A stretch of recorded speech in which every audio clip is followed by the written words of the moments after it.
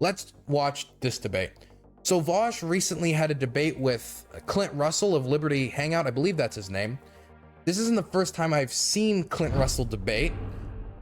They're debating the topic of Ukraine. In fact, this isn't the first time I've even seen him debate Ukraine. I've only seen him debate once, and it was the same topic, and he debated it with Destiny in person at some conference. I forget exactly what it was. I don't know if it was some debate conference or some libertarian conference, but some conference he went to, and he debated Clint Russell on the topic of Ukraine. It's already on my second channel, DylanBurnsLIVE, if you want to go check that out. Now, from my watching of that debate, I came away with the conclusion that Clint Russell is not too particularly familiar with the specifics around the war. Most of the things he was saying seemed to almost just be bullet points that somebody might have whispered in his ear, or like headlines that he might have seen on Twitter or on social media that he just absorbed in face value. Things like, oh, the CIA overthrowing the Ukrainian government. Okay, how did they do that?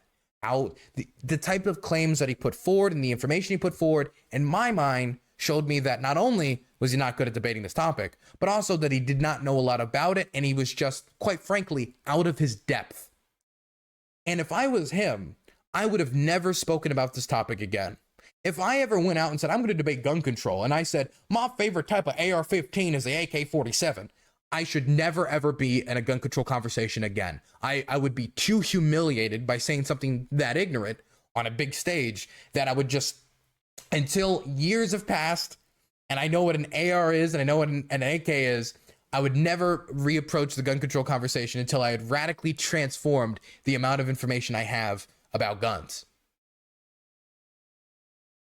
Instead, for Clint Russell, unless he's done a crash course in like 3 to 4 to 6 months on Ukrainian history and the war, maybe he has. Maybe he's learned from his last debate from Destiny and he's expanded his horizons, and it's not just going to be a dialogue tree. I don't think that's going to be the case, though. That's my prediction for the debate. I don't think he probably learned his lesson. I know that he didn't like my criticisms of his performance.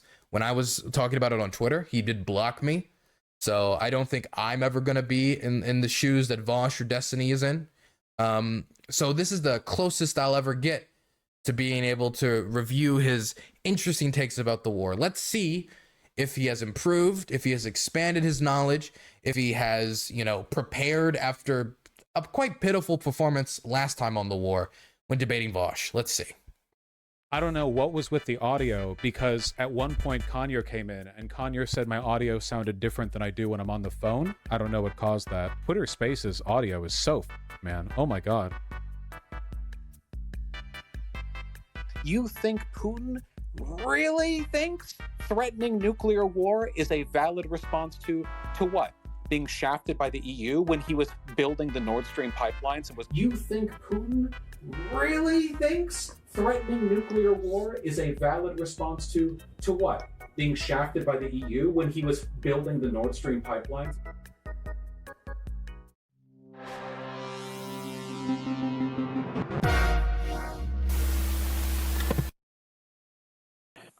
Twitter Spaces audio is garbage, man. I don't like Twitter Spaces that much. I don't spend a lot of time on Twitter Spaces. I only spend time on Twitter Spaces if it's like a topic that's really interesting, or if I'm deadbeat bored and have nothing else to do. If I wanted to like be involved in big group chats, I'd just go to like Discord or something with better audio, something that could have video as well if I wanted to have a webcam on. I mean, I've never enjoyed Twitter Spaces that much. Also, I can only be on like Twitter Spaces on my phone, right? I tried to do Twitter Spaces on my computer once when I was on stream, because I installed like a special app so I could do it, or I could attempt to, and it just failed miserably. I had to try to do it on my computer, so I would have to do it on my phone too. So meaning I'm already gonna have bad audio because I'm using my phone instead of my computer mic. And then we've also just got the problems with Twitter Spaces in and of itself. You can't use like a webcam's not going to be out there. It's bad connection. I'm not a big fan of Twitter Spaces. I mean, I like the concept. I just think it has a lot of troubleshooting to do. Clint Russell, host of Liberty Lockdown. I am a second-generation libertarian, big anti-war, non-interventionist guy, obviously a protege of the Scott Hortons and Dave Smiths of the world, and starting up a show with Luke Rudkowski tomorrow. So that's me. Awesome. All right. Just a second. I'm just pulling up my notes. All right. So thank you both for joining me. So Clint and Vaush are going to be debating the war in Ukraine. Vaush, you will have the pros. Clint, you will have the cons. So just Wait, what is that? Wait, what? What does that even mean? You'll be debating the war in Ukraine. Vaush is pro-war, the war in Ukraine. He's against war in Ukraine. No, what does that even mean? That's just bad framing. I don't like that framing. Nobody's in favor of the war in Ukraine. That's like America gets invaded by the British, so you're in favor of war? Well, no, I'm not in favor of war. I just believe the circumstances have dragged us into war. just the rules. So as many The circumstances of the situation drag them into war. I think it's more Vaush just saying, well, we got to deal with the situation as we find it. of you who've been in my space. The only one that's pro-war would be, the invaders, the ones who invaded the country and started the war. I wouldn't say that the French during World War II were necessarily pro-war, or the British, it's that they were forced to go to war. I guess it depends on what you mean by pro-war. I just don't like the framing. Tell me the pros of the war and you tell me the cons of the war. What? I don't know. I just don't like the framing. Well, the first pro is Raytheon gets money. I don't know what they expected. Okay, sorry. Continue. Is no, I'm a free speech absolutist, so I don't have a lot of rules when it comes to these spaces in regards to what you can and can't Let the intro play. I don't need to hear the rules. I've done debate shows quite a while. I'm just gonna go get a Coke. I'll be right back. say. So feel free to cuss, just, cuss respectfully, I guess, if that makes any sense, and try not to interrupt each other. I do understand that things can become heated in debates sometimes, so I simply ask for civility and patience if they do, and I'll intervene as needed if things go off track, drag on, become personal, etc. And finally, since this is a debate, I only ask that you gentlemen debate the topic at hand and try your best to avoid logical fallacies such as whataboutisms, non sequiturs, ad hominems, false dilemmas, inductive reasoning, etc. Do either of you have any questions? No, I think that about sets it. All right, awesome. All right, Yeah, I'm good. perfect. All right, so let's kick it off. Ukraine became a battleground in 2014 when Russia annexed Crimea and began arming and abetting the separatists in the Donbas region in the country's southeast. Russia's seizure of Crimea was the first time since World War II that the European state essentially had annexed the territory of another. And on the 24th of February of last year, Russia invaded Ukraine again in the escalation of the Russo-Ukrainian war. This last invasion, it's killed tens of thousands on both sides. Peace deals have been rejected, and there is no end in sight. So, Vaush, Tens of thousands, I think, is a little bit of an undercount. Maybe they're just I don't know if they're just talking civilian casualties, but yeah, I don't know. There's a million different estimations for exactly how many civilians have died in the war. The lower estimates seem to be in the tens of thousands, but most of those estimates just seem to be from organizations that have to go and physically confirm the deaths. I think the UN estimate, I forget exactly what it is, but it's a few, it's 10,000, 20,000, 30,000, something like that. But when you look at the scale of the fighting, it's impossible for me to believe that. But a lot of territory is not accessible by reporters, is not accessible by investigators. For example, in Mariupol, we have no clue the amount of people have died. I've heard estimates from 5,000 to 10,000 to all the way up to 50,000, 80,000 to 100,000. The estimates on that they vary widely. go ahead. Yeah. Well, I want to say right off the bat that I'm always sympathetic to any anti-interventionist arguments when it comes to our foreign policy. The history of American intervention in foreign countries' affairs is not a great one, and I think there's plenty of reason to be skeptical generally. I've been against most everything America has done abroad, certainly when it comes to military engagement. I just think this is one of the rare examples where we're doing something decent. I think that I'm fine with a sympathetic America's done a lot of bad things, right? But we also shouldn't pretend that every single foreign engagement that America's ever gotten involved in, we were just on the wrong side of it. We were just wrong in every instance. I think that bombing ISIS into smithereens was a good thing because they were ISIS. I do believe that Yugoslavia, when it started to collapse and the genocide started to occur, that war needed to be ended, and it needed to be ended quick, and people dragged their feet for way too long. But I would say that intervention in Yugoslavia, I don't want to get too much into the details, is an instance that you can start to talk about the necessary need to intervene when genocide has occurred. You know, the idea of never again, I thought was a real principle human beings were supposed to live by. But then you're going to allow a genocide to happen on the exact same location, on the not only the exact continent, but in the exact same territory that you stated it would never again happen. The same place it happened last time. Bizarre. Same thing when he talks about Ukraine. We talk about the forceful deportation of children, the attempt to culturally annihilate the Ukrainian national identity. Like it's pretty bothersome. But my point is that if you start a debate by saying every single thing America ever did is evil, then all they have to say is, but this time it's good. It's just that if America does do a good thing related to foreign policy, it's probably not going to get as much attention as if we fuck up, which is true with most celebrities as well. If a celebrity does something really nice, like gives to the homeless, nobody's going to remember that if next week they also run over a homeless person. Not saying that like, oh, it's like, I'm not even saying like it's 50% good or 50% bad. I'm just saying be careful about giving too much wiggle room on this point, because then all they have to say is America was wrong in every single foreign policy engagement basically ever. But this time they're right. And then it looks like, you know, they could basically just suggest, well, all the other times we were wrong, so this time we have to be wrong as well. And people are quite susceptible to that argument. Even if Vaush was to say every other instance was wrong, this could still be a correct instance to support the nation defending itself. Americans and American government officials should prioritize Americans first, right? We have our own affairs to take care of. But we do live in a global society. There is no ignoring what goes on around the world, and we have to acknowledge the fact that our withdrawal from international engagement only cedes ground to others. I think that what fascism has done to Ukraine, both to its population and invasion, and what it's done to Russia in the form of the Putinist regime, is a net negative globally. I think it causes incredible harm around the world, and I think that it's good for us to support our ally by providing them arms and intel. There are, of course, ways in which this can go poorly, but at the moment, right now, I think that there is genuine benefit for the American and Ukrainian people, and God willing, the Russians down the line, the Russian citizens, that we see a Ukrainian victory in this conflict. Vaush, do you think that we're on track for a Ukrainian victory at this point?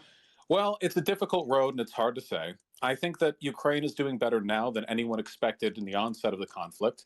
I don't think they're doing as well as many people hoped. But I do think there is still a road to what many Ukrainians would call a victory, yes. And would that victory entail maintaining the Donbass and Crimea? I'm not sure. I mean, I can't see the future, of course. If they have the ability to retake Crimea or the Donbass, then that's certainly something they want to do. And I think they should be supported in doing so, depending on certain conditions.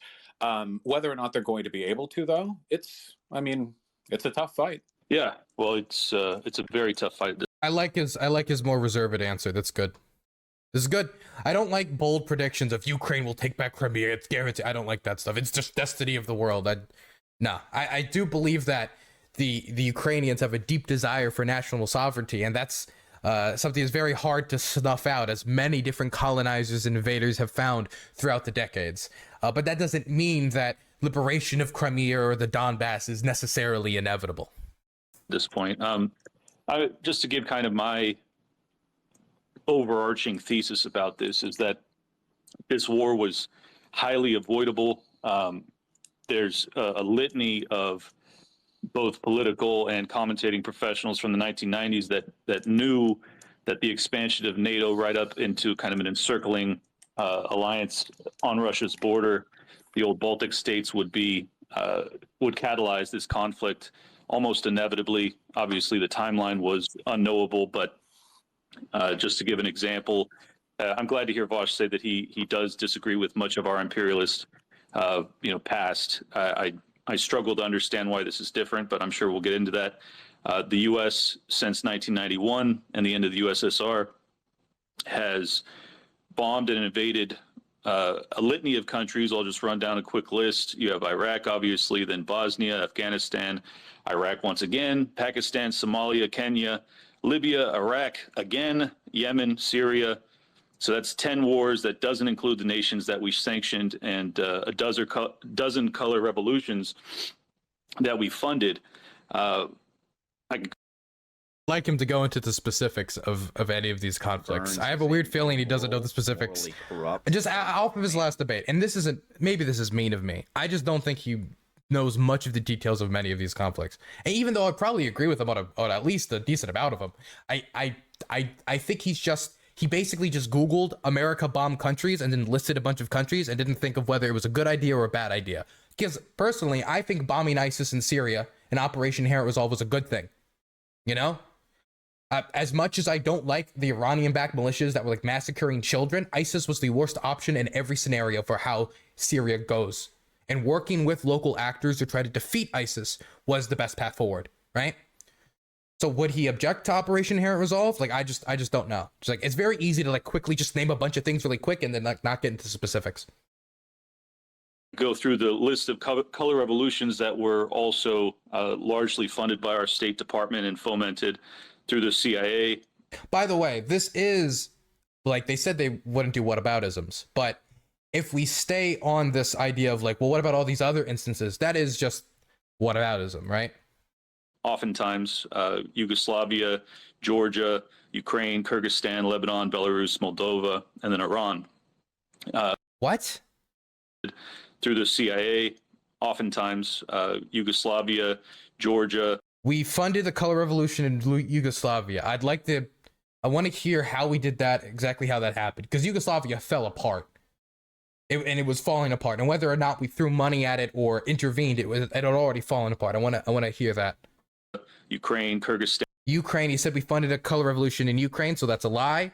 He said this in the Destiny debate, and I've said a million times, and I know a lot of other commentators who have covered the war closely have said a million times, that the idea that we funded a color revolution in Ukraine is bullshit. They don't have any evidence for it. I've challenged a million different commentators, people who have talked about this war and have been, I would say, even more knowledgeable about this war than Clint Russell, and none of them have been able to present me evidence that we funded a color revolution. We didn't give anybody guns. We didn't give anybody bombs. We didn't give anybody rocks. When you look at Euromaidan, it's easily explained from the Ukrainian government's failures and abuse of its own people. You would think a libertarian would be sympathetic towards Euromaidan and what happened there and would be understanding of what happened.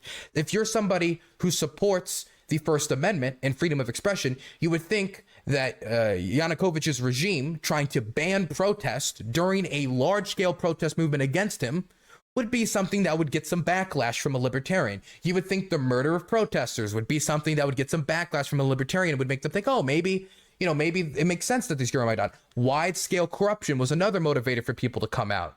And of course, Yanukovych going back on his promise to join the European Union and enter in a trade deal that would let a lot more free trade between Ukraine and European Union. Not European Union membership, but more trade and more of an economic relationship. The free movement of workers and laborers, Ukrainian laborers, into Europe to seek jobs. You would think a libertarian would be like, oh, actually, that's something that I'm in favor of. I'm in favor of people being able to have free movement. But no, he can't understand why they would do this without America throwing money at it. So it has to be America threw money at it. And I will always ask, where did our money go? Because people will just talk about the billions we gave Ukraine since the collapse of the Soviet Union. That'll usually be the money that I'm referred to when I ask about where did the money go. Then I'll look, and a lot of it went to like combating human trafficking.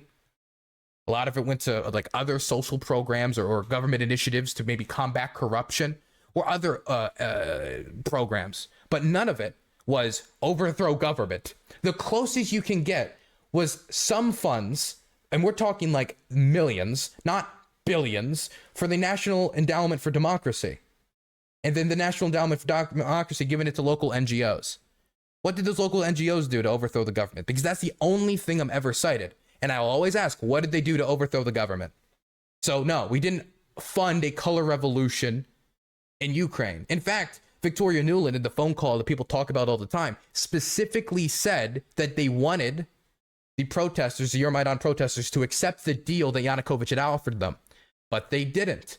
If we were funding and controlling this Euromaidan revolution, why weren't they obeying American orders? It's almost like they had their own interests, like anti-corruption, anti-police violence.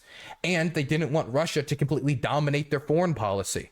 Because people don't know, but Yanukovych reversed his decision on the association agreement with the European Union in the middle of the night in order to suppress protest. Again, something you would think a libertarian would be kind of horrified at. If Joe Biden in the middle of the night went back on a campaign promise and said, I will do something that's not in my nation's self-interest, that I promised, our nation's national interest that I promised to do, I'm instead going to do the exact opposite of that, and I'm going to join, in the Ukrainian case, this Russian agreement, because they made me this offer in the middle of the night after using economic coercion to do so, which the Russians promised they wouldn't do in the Budapest Memorandum.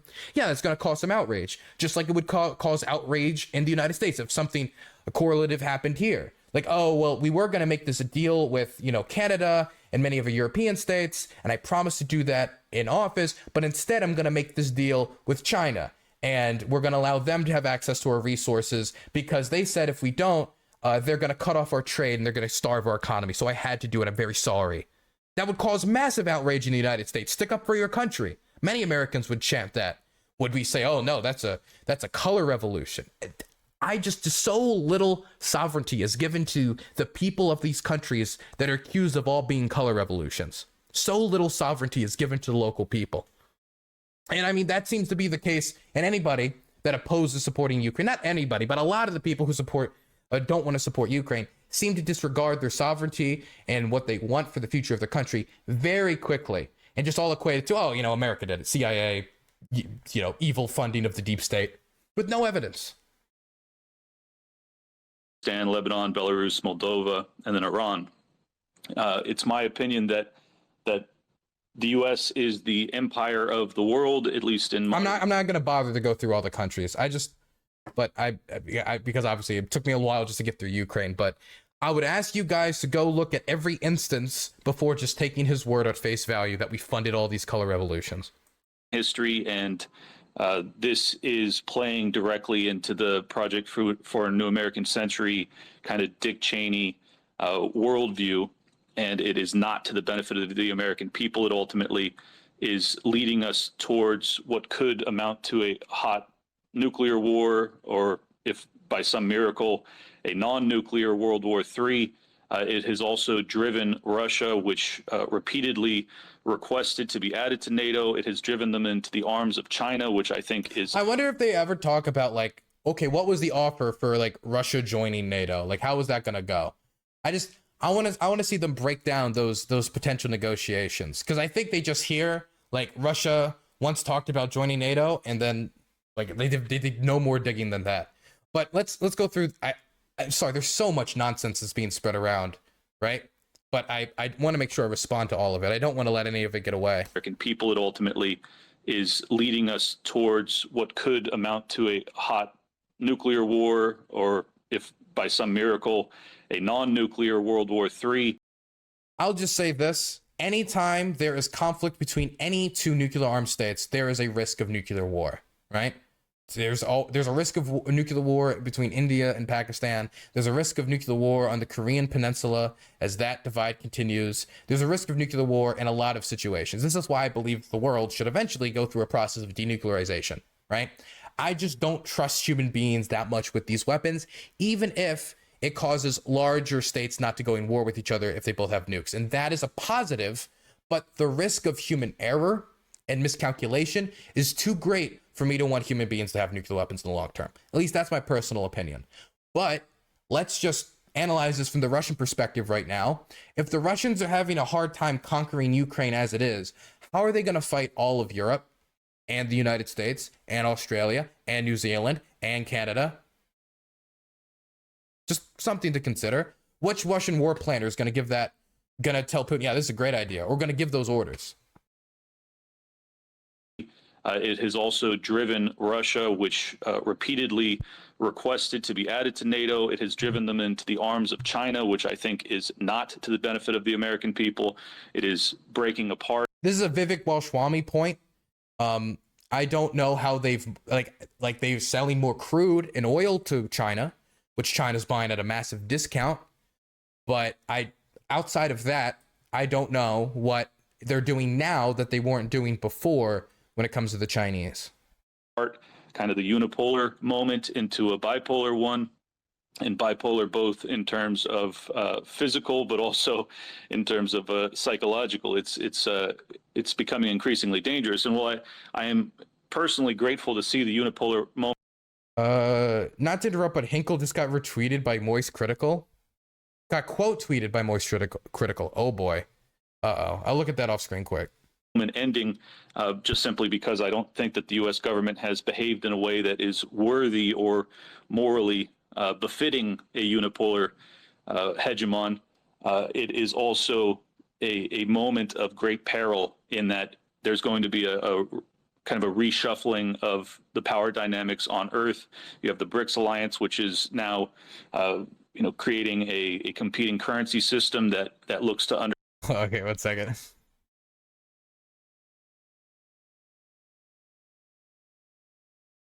Are genes real? And if so, can you show me a picture of one? We're devolving so fast, back to caveman brain. If I can't see it, it's not real. If I don't understand nothing, it's a lie. True. Very true. Undermine or at least go head to head with the US dollar, given that the primary export of the US economy for the past 30 years has been our inflation. That will be truly catastrophic. So the risk reward benefit on this is completely lopsided, and I apologize. I'm going to be blunt. 59% of the world's reserve currency is the US dollar. Then the second competitor is the euro at 20%, which is a direct American ally who is also involved in self-sanctions. You don't want to know what's third? The Japanese yen at 10%. Then it's like the Canadian dollar and the Australian dollar, then Chinese currency, then I think the Swiss franc. The Russians and other NATO and other allies of theirs have talked about pushing forward a competing currency, world reserve currency, but they have yet to put forward a competitor. It's hard to predict imminent economic collapse for the United States and the American dollar as a world reserve currency, which has been a generally stable world reserve currency for a very, very long time, unless they even put a competitor forward. I mean, the other option is the using of local currency, which has been discussed about by many BRICS nation states. In fact, it's actually what China wants, is them to use the local currency, but the Russians don't even agree on that, which is interesting. The Russians and the Chinese, even though they're both in BRICS, don't agree on how they're supposed to combat the US dollar. The Russians want there to be a global reserve currency competitor. Primarily, they want the ruble. Of course, they want the ruble, even though if you're looking at the devaluation of the ruble right now and the artificial controls they put on it, nobody's going to trust the ruble to be the world reserve currency, just like nobody's going to trust the Chinese currency to be the world reserve currency, because the government manipulates its value all the time to serve national interest. Anyway, I don't want to get too deep into the currency conversation. That's a separate conversation. And I'm not saying that the US dollar is like immortal and will never fall, but people are projecting the imminent collapse of the dollar in the US economy because of the dollar's collapse. This is the first time they've done it. They do it every few years. And until there is a serious competitor put forward, the US dollar, as of right now, is still pretty secure. Maybe another 20, 30, 40 years that'll change. But as of right now, it's still 59% of the world's reserve currency. And its next biggest competitor is America's ally. Apologize for going on for so long, but that is my operating thesis. So I think the problem here is that we're running into the same rigmarole. First, and I hear this all the time, you talk about a bunch of other conflicts. Well, this isn't those conflicts. This is this one. You talk about, you play up the idea that it's Western behavior that's causing a breakdown in the unipolar world. I disagree. The idea that Russia was trying to join NATO right before this conflict, Russia briefly bantied with joining NATO, and that was something that we entertained. But it didn't play out for a wide variety of reasons. Ultimately, this breakdown in communication, this failure in our international diplomacy, it is a product of the fact that Russia's regime has pursued an ultra-nationalist, fascist agenda. Like the idea that this all gets laid at our feet, it sounds almost like an America last attitude. You talk about it's not beneficial to the American people, but then what do? You play up the idea that BRICS is really going to... I was going to just say, Euro-Atlantic stability is a pillar of American economic prosperity. And if he wants to make the currency argument on how, how important it being the world reserve currency is. Having the second biggest competitor to the US dollar being one of America's allies, and the third competitor for the US dollar also be another one of their allies, and then the fourth is also America's. Look, I think it's like the fifth until you get to China. I'm just saying, having the second largest world reserve currency as a strong American ally is productive for our interests, is productive, and I think good for American economic stability, and I think just geopolitical security in Europe. There's a reason why we haven't had a war on this large scale in Europe since World War II, and that is in large part because of collective defense, which has acted as an effective deterrent for invasion, like for Estonia,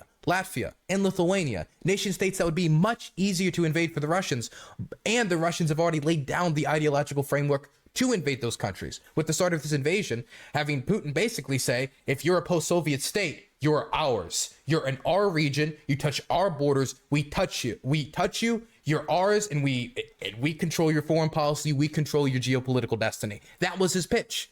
All post-Soviet states, and anything that seems to touch Russia. Problem is, Russia's the largest country in the world. They touch a lot of countries. Establish like a contrary economic bloc, the idea that we're the ones to blame for the breakdown in diplomacy when Russia is the one that is constantly and nonstop engaged. Yeah, I believe you cannot touch without consent. I agree, Gutter Chat. Engaged in threats, both nuclear and across borders. Russia is the one that actually engaged in the invasion. No, I think ultimately, when you look at all the problems that we've had with Russia and you draw them down to a common denominator, it's pretty clear. The problem is with Russia. It's with Putin. And if we want to deal with these issues, we have to help the Russian people arrive at different leadership. That may sound harsh or interference oriented, but hey, what's the reason why we have no ability whatsoever to engage in any kind of diplomatic relations with North Korea? Well, it's certainly not the United States, right? Their government relies on that distance. It's a strategy for them.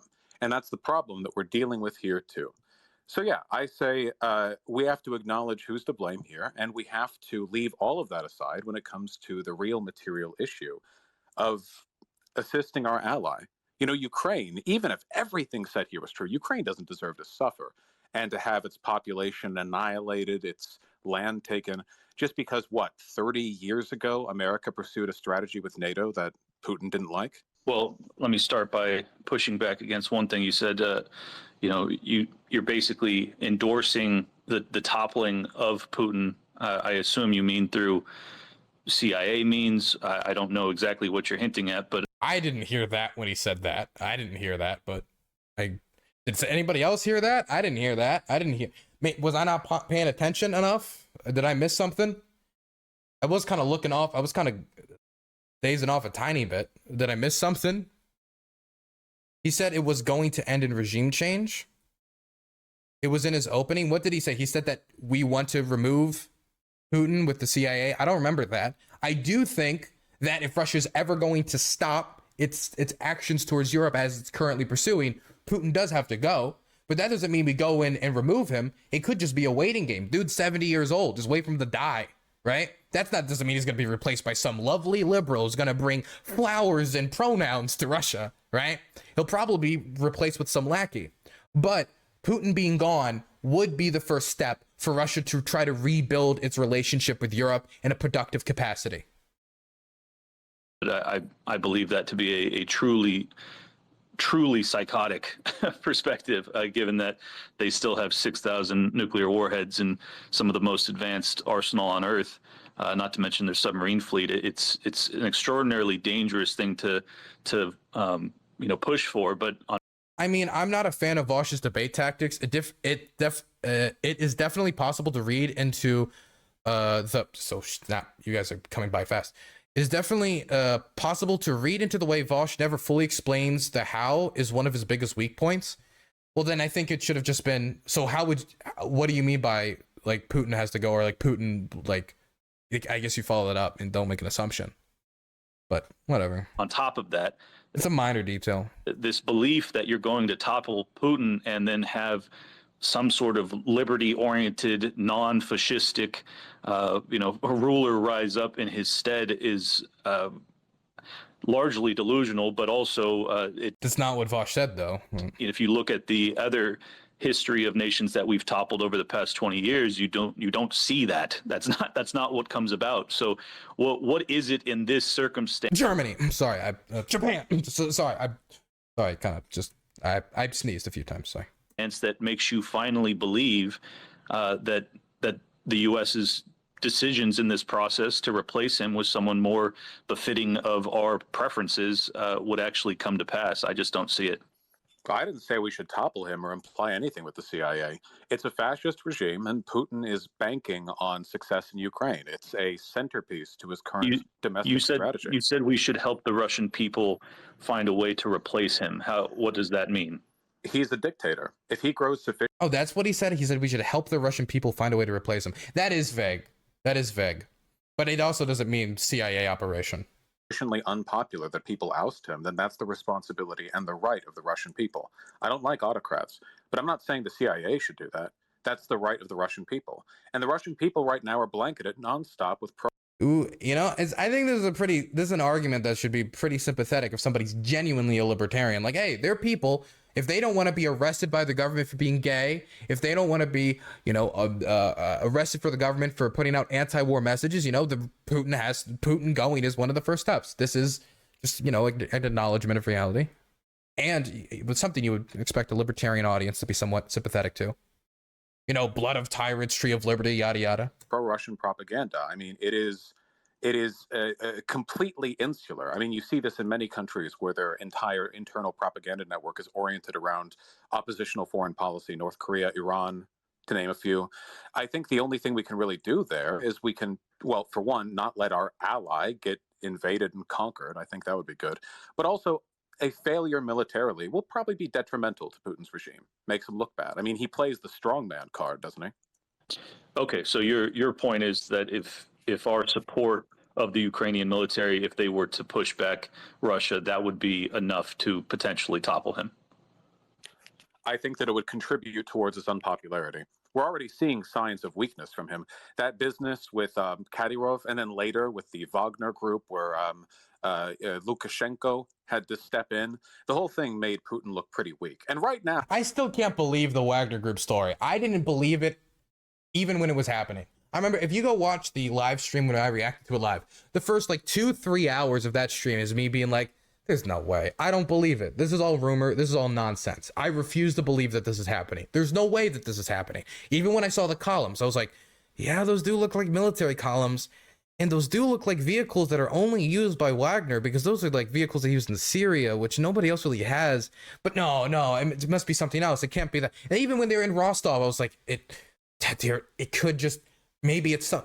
I was trying to find some way for it not to be real, because it was just such a bizarre story of the Wagner group, a mercenary group that the Russians have funded and given tons of tanks and resources to not only fight in Ukraine, but in Syria and the Central African Republic and countries all across the world, to engage in brutality and just mercenary activity. And to see that this group that the Russians, they themselves armed, full of prisoners and murderers, turn their guns on the Russian authorities. I mean, when you think about it in after the fact, oh yeah, giving a bunch of murderers and rapists machine guns and sending them into oncoming machine gun fire and almost human wave style tactics might be something that motivates them to turn their guns around on the people sending them to do that. You know what else might motivate them to do it? The failures of the Russian Ministry of Defense, throwing away tons and tons and tons of lives, mismanaging logistics, terrible strategy, underestimating the Ukrainians, reported shell shortage. There's so many different problems that after the fact, when you think about it and you look at the rhetoric he was using leading up to it, it's not impossible to believe, but during it, it just was so surreal. And it really did show the weakness of Putin's regime. They had basically nothing to stop him. They were shooting down Russian jets on their way to Moscow. It's like something out of a Tom Clancy novel. If this was in a Call of Duty World at War video game, and they had mercenaries, not like a Call of Duty style video game, and they have these mercenaries marching on Moscow, I would have watched it and be like, this is unrealistic. Get this shit out of here. But no, they just had nothing to protect their flanks. They were just completely open, even though intelligence suggests that the Russians knew that they were coming in advance, at least within like a 48 hours notice. Now, of course, he's running a deficit war economy. He's providing pretty strong financial incentives to soldiers. The economy is... I mean, one last thing. The more I think about it too, if you ally yourself with literal thugs, and that's what Prigozhin was, he was a street thug, arrested for street thuggery. Yanukovych actually also was a street thug. And Denis, not Denis Pushilin, Denis, I think Pushkin, I forget his name, head of the DNR occupation. He was also a street thug, con man. A lot of criminals involved in this war. A lot of common criminals involved in this war. But hey, man, if they're a street thug and their main interest is personal gain and profit, you know, how much loyalty do they really have? Just something to think about. Is keeping up as it is now. A lot of this has to do with the fact that Russia has a very small economy, but a very large net export market for oil and natural gas, which, economically it's complicated to like unseat stuff like that. But I think that narratively, when you take a look at how Putin's talked about his country, it's been all about glorious revival and opposition to the West. But we're not invading Russia, and I don't want to invade Russia, and it would be a silly idea considering all the nukes. I think that this invasion... If you listen to the rhetoric of not only the Russian president, but also of Russian state TV, it's very much a lot of kind of 100 and 150-year-old like hardcore Russian nationalistic ideas going through a revival. This idea that Russia is almost like a purifying force and that its destiny, Russia's destiny, is to fight back against the degeneracy. It's just a modern version of Russia's destiny as a feudal state of good Christians is to fight back against the evil of the Enlightenment. The Russian idea, the idea that Russia is a glory for God on earth and needs to spread the Russian idea to more and more people, that Russia is inherently an empire and it must continue to expand to liberate Europe of its unchristian ways. These are old, like Russian nationalist ideas from like the mid-19th century, from before the Soviet Union came to power, like 1850s, 1860s. But this stuff is being revived for modern use. The idea of a purification war.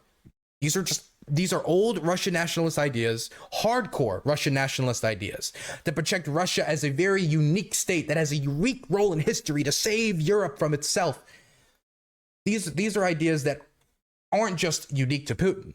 These are also ideas that many people in his circle believe in, many hardcore Russian nationalists believe in, many people who are fighting the war believe in, and other Russian nationalists have believed in for well over 100, 150 years.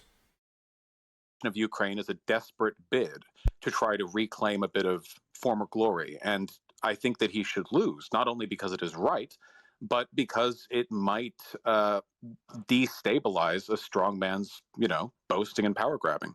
Well, you and I agree that this is a bit of a desperate bid, but I think that we should be respectful of that desperation, particularly... God damn it.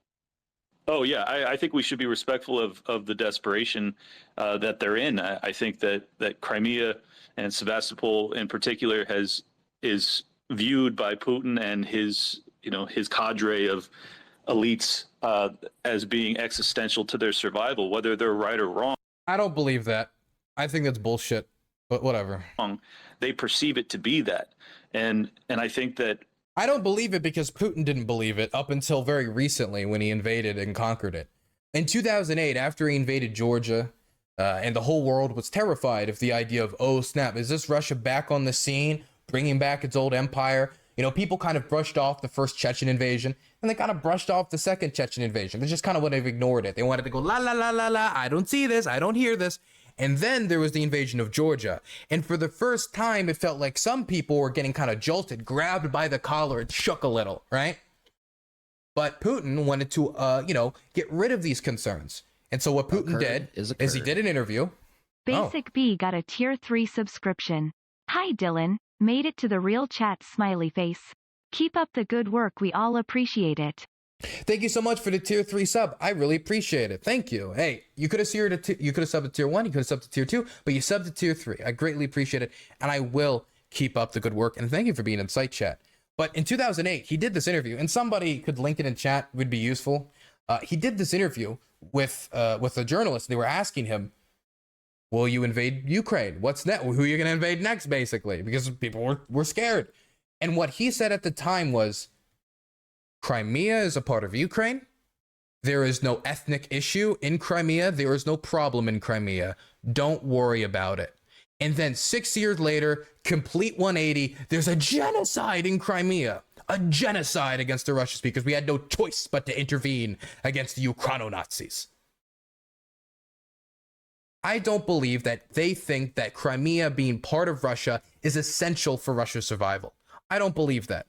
I don't at all. Because if they did, then why were they able to put up with it in 2008? And why were they able to put up with it until 2014? Not to mention, how is it essential for Russia's survival? That's the part I really want to hear. How is it essential for Russia's survival? What is the logic? I can understand dreams of empire. I can understand hardcore Russian nationalism. Anywhere where anyone speaks Russian, it belongs to Russia, you know?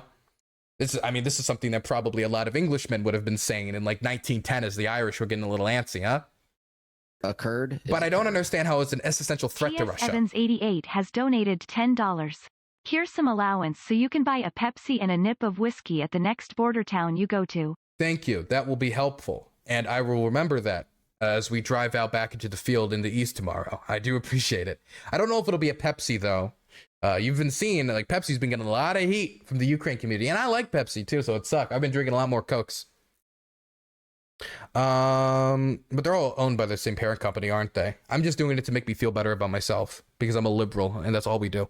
God, I lost my point before I shat on myself. What was I saying? Was I saying? Here's a question. How is it, though, existential to Russia's survival? Some people will talk about a warm water port. Some people will say, well, the reason why it's important is they need that warm water port. And if they lose Crimea, then their dominance over the Black Sea. But they have another warm water port in Russian territory. They have one already there. It's just that the Sevastopol one is a very good warm water port. It is quite literally just a goal of nationalistic expansion. That's why they annexed Crimea. And he believes that anything that used to be part of the Soviet Union belongs to their sphere of influence and that Ukraine doesn't even exist. That's the nationalist logic that went into the invasion. But is it actually a threat to Russia's national survival? No. Russia survived in 1993, 1994, 1995, the collapse of the Soviet Union without Crimea all the way up till 2014. So obviously, if they can survive up to 2014 without Crimea, I don't know why all of a sudden they need it so evidently when they were saying in 2008, oh, we don't need it. Don't worry about it. You know, people don't like to do this, but I think that if the shoe were on the other foot, everyone would expect the U.S. empire to react in the exact same fashion. If we only had one year-round warm water port and it was in Tijuana. We don't have only one. They have another warm. Do I have to bring up the map? They have another warm water port. Number one, I know they've got the port. Okay, one second. Let me find it. I believe the port is. One second. Let me turn it into English. The port is along this coastline, right here. You know what most nations would do if they, and not only do they already have a warm water port, but you know what most nations would do if they're like, damn, I need a warm water port for my army and my military. Most normal nations would be like, okay, I'll build one. You know what Russia does? Oh, we're just going to conquer this land, start executing political activists and dumping their bodies in the river. Yeah, and I don't buy that excuse. I don't buy that excuse at all. And also, does that mean that if we were to invade another nation to just start taking warm water ports, his advice to those countries would be, hey guys, just let's take it because, you know, we deserve, you know, we maybe we don't deserve the warm water port, but it is what it is. And Joe Biden thinks it's important for America's national survival. I don't think the same benefit of the doubt would be given in that way. And all of the same, you know, confluence of events came to pass. Undoubtedly, the U.S. government would invade Mexico and you know, claim the Tijuana port for themselves. So it's just a or maybe we could just build a port. Is that really that ridiculous of an idea?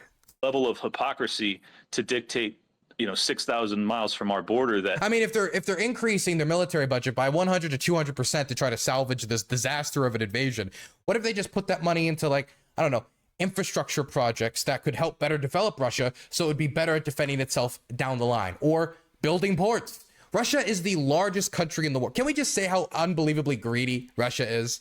And I'm just going to be blunt. Russia is the largest country on the planet, and they're still not satisfied. I don't think we revel in that point enough.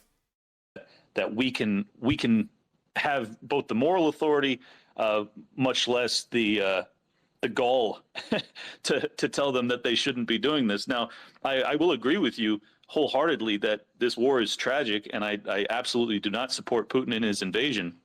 But I think, one, it's a losing effort, and two, it is not in American interests to be. I would like to hear Clint Russell describe the losing effort. I would like to hear Major General Clint Russell, his perspective on, like, oh yes, if you look at the artillery production rates, I'd like to see this. Be doing so. And ultimately, you said that Putin is running a deficit budget to support this war. Well, so the f are we. So there's many reasons that I think that this is not America's place, and they do not have the moral authority any longer to be dictating to the global stage what others need to be doing. Well, I think you're using a lot. I would just say that Russia running a 200 to 300% military increase in spending, I think, is a little different than us spending the equivalent of 3% of our military budget in supporting Ukraine. I think there's a difference in size and scale when it comes to the size of our economies and what our economies can handle, as we're a world reserve currency. A lot of morally loaded language. I'm not saying America should dictate anything. Ukraine wants to defend itself, and they are our ally, and we are helping. And also, frankly, I don't really care if America's done bad stuff in the past. I don't think that means that I should do bad stuff now. Like, I'd be like, well, America's done bad things in the past, so we shouldn't have assisted in defeating the Nazis. Or like, well, no, okay. Maybe America as a country is self-interested and hypocritical, but my personal justice. Also, can we just say all countries are self-interested to a point? I would imagine most of the people who are against aid to Ukraine are realists to some extent. I would imagine Clint Russell probably is a realist to some extent as well. All countries are self-interested. I think in this case are pretty consistent. Now, I agree with. I'm being told by well-meaning listeners that my voice sounds terrible through Twitter Spaces. I have no idea why, and there's nothing I can do about it. It sounds fine on my end. Oh, well, I appreciate that. If you now you talked about like Russia being a dangerous bear to poke, and I understand that. The problem I have is that I think it's worse in the other direction. If Putin gets a win and takes over all of Ukraine, now they share a border with Poland. That's dangerous. Don't they already share a border with Poland through Kaliningrad? Pretty sure they do already. I mean, if we meaningfully want to fix again, if they conquer all of Ukraine, then if we think Putin's gaze is going to be like, I'm satisfied, the Russian people are united, when he's been explicit, like, yeah, Estonia, Latvia, Lithuania, artificial states, like all these, like a post-Soviet states, artificial, we deserve to have dominance of it. He's not going to stop at Ukraine. His intentions and the intentions of his government have been very clear, especially since the invasion. This, right? If we, I know, like, sometimes people will just take Russian state TV and just like use that as what their plans are. I think that's silly. Russian state TV is mostly meant to just pump propaganda to the heads of Russians. When they're talking about like marching on Berlin and Paris, it's mostly just like, I think, just chest pounding. But I do believe that Putin's speech at the start of the war was his genuine position. You want to know why? Because it was the most boring, deceit-filled, ahistorical speech ever. And considering that, I think he wrote it himself. Want to destabilize, or sorry, not destabilize, de-escalate. It also hit on all the same points that he hit on like a year before the invasion when he wrote an article about like why like Ukraine and Russia have a special relationship that must always be united. Like determining that the Ukrainians don't have a right to go off on their own path and choose an economic relationship with Europe or things that are more integrated with the West because it might not serve Russian interests. The conflict. Yeah. If we want to de-escalate the conflict, we cannot let Russia border more NATO countries. Russia does not have the most self-control when it comes to engagement with its borders, especially when it comes to former Soviet states. Oh, it just had like 2 days ago, Russian drone like impact in Romania, which the Romanian government tried to cover up. I think it's necessary that they lose here for exactly the reason you cite, that they need to not be interfered with. Because the worst thing you can do with somebody like Putin is let him win, is let him get what he wants over and over. With Chechnya, with Georgia, with Crimea, he builds and he builds and he builds. And then what are you teaching him? Well, I mean, ultimately, you're teaching him that he can get what he wants with violence. And I think that it's essential that he not. If nothing else, Ukraine is a quagmire, a desperate one that has cost the lives of many soldiers on both sides, and that's horrible. But it's a war Putin started. And I think that we face the potential of much more conflict down the line if he gets the impression this is a consistent winning tactic for his ratings. Well, again, I just don't know how Americans can view Russia and say if they get wins, that'll set a terrible precedent, given that the nature of our empire over the past 30 years has been truly catastrophic for the globe, at least the people that we've invaded and bombed into oblivion. So this just feels like a whataboutism, but whatever. It's just like at the start they said not to do whataboutism. Like he's not responding to the Vaush's point. It's just, what about like Syria? It's like, okay, well, it's not really a response, but whatever. Why is it that the reason he can't respond to it is there's not a good response to it? Yeah, what message does it send if once all of Europe said stop, don't invade Ukraine, Putin's wanted by the International Criminal Court for kidnapping Ukrainian children, they're filling up mass graves. We're discovering the largest mass graves in Europe since the Yugoslav genocides. We have him denying the existence of the Ukrainian people and how they need to be basically cured of the Ukrainianness, right? This is the language of cultural genocide, if we're just being blunt.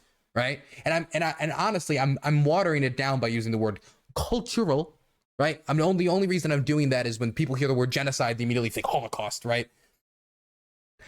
I don't think the message that would be sent to him is, OK, this is enough. The Europeans were nice and they gave us Ukraine. Very good. I think, now we're power balanced. OK, I agree. I don't think that's what he's going to do, because that's not what happened after Chechnya. That's not what happened after Georgia. And he has clearly stated that he believes that Russia has the right to dominate the entirety of the post-Soviet space. Same reason they intervened in Kazakhstan when the protesters were basically rebelling against the government after they cut fuel subsidies. That the American, well, let's actually circle back to another point. I think that, well, certainly the invasion was ultimately Putin's decision. You can't disconnect the catalyzing factors that led to his decision-making process. You have a litany of examples of him from 2008 all the way up until 2022 or 21, where he's declaring repeatedly, Ukraine is the red line. You have our State Department that's acknowledged. Basic B has donated $5. Sicked. Thank you for the $5. I appreciate it. Also, it was in 2008 when he declared that Crimea wasn't a part of Russia and there was no ethnic issue. It in confidential wires to Condoleezza Rice, they knew that this was the red line, and yet still Joe Biden and Kamala Harris, in the 6 months lead up to his decision to ultimately invade, were still talking openly about adding them to NATO. Given that our government knew, given that they knew that this was the reddest of red lines, given that they knew that the Russian people also would galvanize around Putin in this decision, because... By the way, we don't know that it's the red line. Putin says a lot of stuff, right? It could legitimately have just been rhetoric that evolved into maybe policy once Russia got more and more on its feet. Who knows exactly? Definitely when the Russian government was pretty misrepresentative about Ukraine. Here's the difficult part. If we're talking about the Russian invasion of Ukraine, he was saying that he wasn't going to invade Ukraine all up until his invasion of Ukraine. Can we also acknowledge it's a little difficult to negotiate, a settlement on any issue in Europe when your opposing partner is saying, I'm not going to invade you, I'm not going to invade you, it's not even a problem, don't worry, we're not going to invade you, also give us all these demands. Like, they were shaking us down and pretending that they weren't shaking us down at the same time. Also, when it comes to NATO and it comes to NATO expansion, which I'm sure the conversation is going to be about for a while, I just want to put forward a few points. Russia does not have the right to dominate any other European or any state, period. If that nation state wants to go an alternative path, they should have that option. Just like the Cubans should have that option in relation to the United States, just like any nation should have that option. If tomorrow the French decided they wanted to leave NATO again, that should be their choice. Principally, that should be their choice. If the Ukrainians wanted to enter a deal with the European Union in 2014 to have free trade or an economic relationship, they should have a right to do it. They absolutely should have a right to do it. And the Russians, leading up to it, were basically saying that they did have a right to have their own relations until the rubber hits the road. Then they reversed, and then they started to economically coerce them. There was no chance that Ukraine was going to join NATO in the immediate future when the Russians invaded. NATO, having Ukraine become a member state, was locked since 2014. In fact, I would say it was locked from even before then, but it was certainly locked since 2014. There was a rule that was put forward specifically to stop Ukraine from joining NATO. The idea, look, Ukraine and Russia have territorial disputes. Ukraine could not join NATO while they still have territorial disputes in the Donbass and in Crimea. And that essentially gridlocked any attempt for Ukraine to join NATO. America responded in a very, I would say, spineless way after the invasion.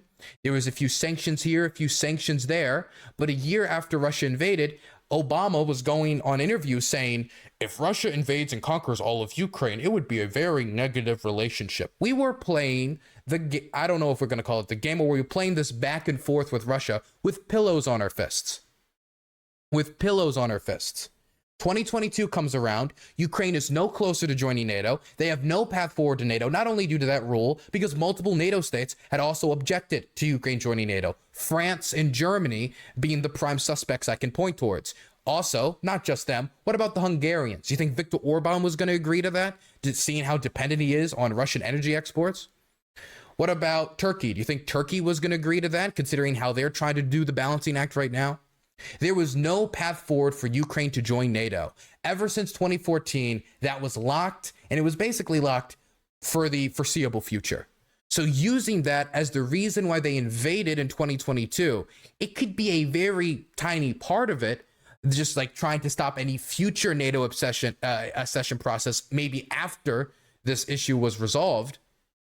But the Russians never even intended to have the issue of Crimea, Donetsk, and Luhansk resolved. They wanted to expand upon their holdings, which they're doing.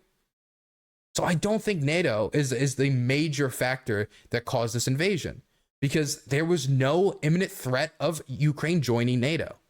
So why invade in 2022 off of NATO if they weren't going to join? If anything, all they did was push more countries to join NATO, like Finland and Sweden, and now has made it so NATO is openly saying the future of Ukraine is with NATO. That is the future. It is what it is. In fact, the same year that Ukraine said that they maybe wanted to join NATO, 2008, was the same year that Russia stated, Vladimir Putin specifically, that there was no problem in Crimea, that there was no ethnic issue. Crimea is Ukraine. Because they also view NATO or view Ukraine being added to NATO as an existential threat to their survival. How is it that we can then turn around and say, well, this is all Putin's fault, and ultimately we should, risk world war to push him back?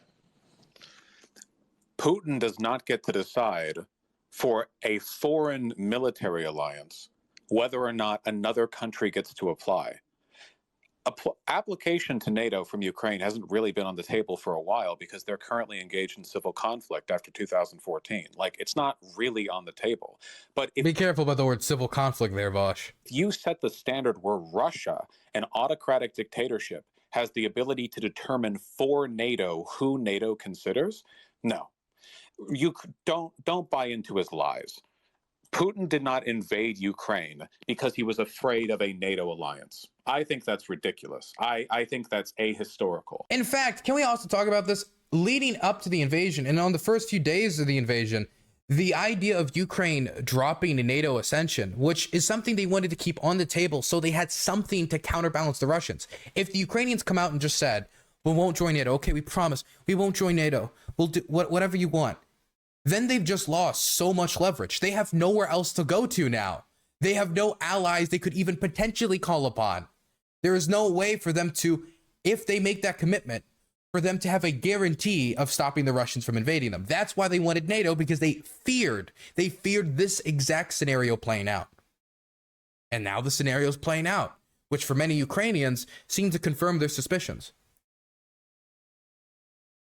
The odds of Ukraine joining NATO went down after 2014 because of Like, do you think in any negotiation process, do you just go like, okay, fine, I won't look at other offers.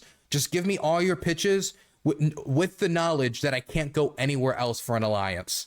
The Russian goal wasn't just to stop Ukraine from joining NATO. The Russian goal was eventually to force Ukraine to join its economic structures so it can extract its wealth, and not only that, to force Ukraine to join its military alliance and have leadership that is aligned with them. That is what the purpose of the invasion was in my mind, or at least a large motivating factor. Again, it's a complicated war. There's many factors to come into it, but I do think that was a major contributing factor. The ongoing engagement within the country. This isn't some panic fear thing. You said it yourself. America would invade Mexico if they were looking for their only warm water port. Well, that's what this is for Russia. They want the land, they want the zeal, but this is not really about threat. Of course they play up the threat. That's all they do. Go listen to like Iran's public broadcasts, and what do you hear? Every single day, Iran says, oh, America does this, America did that. Now, did America do bad things in Iran? Sure, yeah, we did. But in 2023, right now, is every specific government decision from Iran a direct consequence of us? No. They use us as a scapegoat. We're an easy thing to blame. We're an easy thing to point at and go, Occurred is occurred. okay, maybe I can't Trashamancer justify. has donated $5. Sorry for my absence, I was out at Burning Man. Now I can get back to harassing Dylan Burns about the map song. Hey man, I should have gone to Burning Man. That would have been a great story. That'd have been a great story. I saw people reacting to people dying at Burning Man when they were stuck in that mud storm or whatever. And people were like shocked. But I assume people died at Burning Man every year. You got a bunch of people, many of whom their glory days are past them, trying to chase the party into their 50s and 60s. I assume people die at Burning Man from overdoses and other things every time they do it. That's what I assumed. The person who died, though, I think was 35. This behavior on its own merits, but I sure as hell can say that America is the one responsible. That's what I'm concerned about. You know, we're kind of playing into the narrative a bit.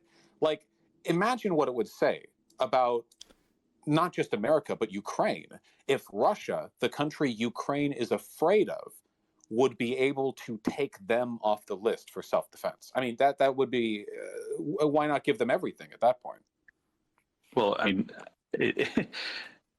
so you acknowledge that America would do that, but you don't think that Russia should be allowed to, and America should be the one dictating that they don't. No, I mean, I oppose. It's both. Essentially the Monroe Doctrine kind of conceptual framework. But instead of our Monroe Doctrine, it seems that you're advocating that our Monroe Doctrine spans the entire globe, and that they have no right to dictate the policy of their bordering nations. No, wait, hold on. We had no right to invade Cuba. We had no right to conquer Cuba. We failed, humiliated ourselves, and then the Soviets aligned themselves with the Cubans, and then the Cubans got to exist on very close to the border with the United States, allied with America's main geopolitical rival, all up till the collapse of the Soviet Union. Then when the Soviet Union collapses, Cuba's still there, Cuban government's still there. We've sanctioned them, we've blockaded, well, not blockaded them, but we've imposed sanctions. We've done everything we can to undercut them, but ultimately we have no right to invade them. And we failed. We didn't have a right to conquer the Cubans. And the Soviet Union, even if they pulled out their nuclear weapons, which we have none in Ukraine, and I quite frankly don't think we should put any in Ukraine, they still allied themselves with the Cubans. We couldn't tell them, hey, we're going to invade Cuba and we're going to conquer it and we're going to make it capitalist now. If we would have done that, as Curtis LeMay suggested we should have during the Cuban Missile Crisis, the world could have very well ended. Hold on. No, Russia does not have the right to dictate the policy of its bordering nations. Certainly. Are you saying the U.S. had no right to try and stop a communist takeover in Cuba?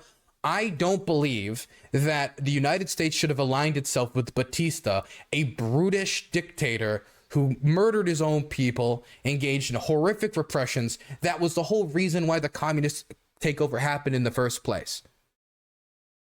If we really didn't want a communist takeover of Cuba, we shouldn't have facilitated the brute that led to people sympathizing with the communist takeover in Cuba in the first place. Is an immoral, morally corrupt, bankrupt man. Lethality OCE, thank you for the primer. I appreciate it. Been so for 9 months.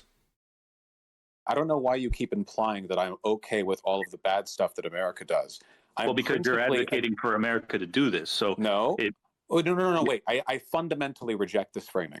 Ukraine was invaded. They request America for aid. That is not America dictating the rules. Question: when we tried to invade Cuba, did the Soviets send them any aid? Yes, they did. Or the boundaries abroad. That is not us exercising moral authority. That's not true. You know that there was peace negotiations that were happening in the early stages of this invasion and the lead up to it that were shuttled by Boris Johnson. I can hear the knuckles dragging through the screen. I can hear it. I can feel the gravel getting in between his knuckles right now. I can hear it. I can hear it. Boris Johnson did not scuttle the deal.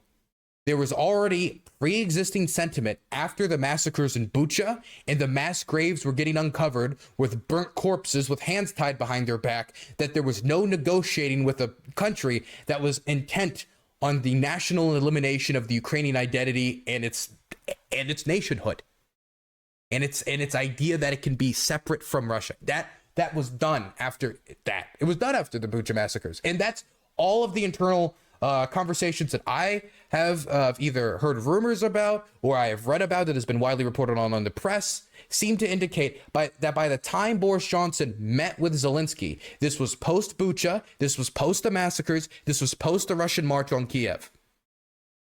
At that time, the Ukrainians were already at, okay, they're massacring us, they're murdering us, we cannot negotiate with these war criminals slaughtering our people. If this is how they're behaving in Bucha, this is how they will behave in Donetsk, this is how they will behave in Luhansk, this is how they've behaved probably for the last 8 years in Crimea, and this is how they're going to behave in all occupied territory. We have to push them out. That was the sentiment with Boris Johnson went to meet with Zelensky. There was already questions about rejecting the idea of NATO membership and making that offer, but that was no longer all Putin was requested. In fact, I don't think that was ever all Putin was requesting. At that point, it was dead in the water. Boris Johnson just went there and basically confirmed it. The idea that Boris Johnson went there and said, you can't don't do negotiations. And then the Ukrainians were like, okay, we won't.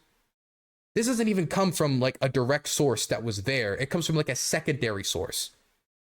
But even if you buy that at face value, that still ignores all the other context that when, the Ukrainian government decided that peace talks were basically dead. Even though there were other conversations about peace talks afterwards, and they were open to the ideas of peace talks, and they put forward a 10-point peace plan. But the Russians were not willing to negotiate on that stuff. They weren't willing to, they looked at the 10-point peace plan, called it ridiculous. The Ukrainians looked at the Russian peace plan, called it ridiculous.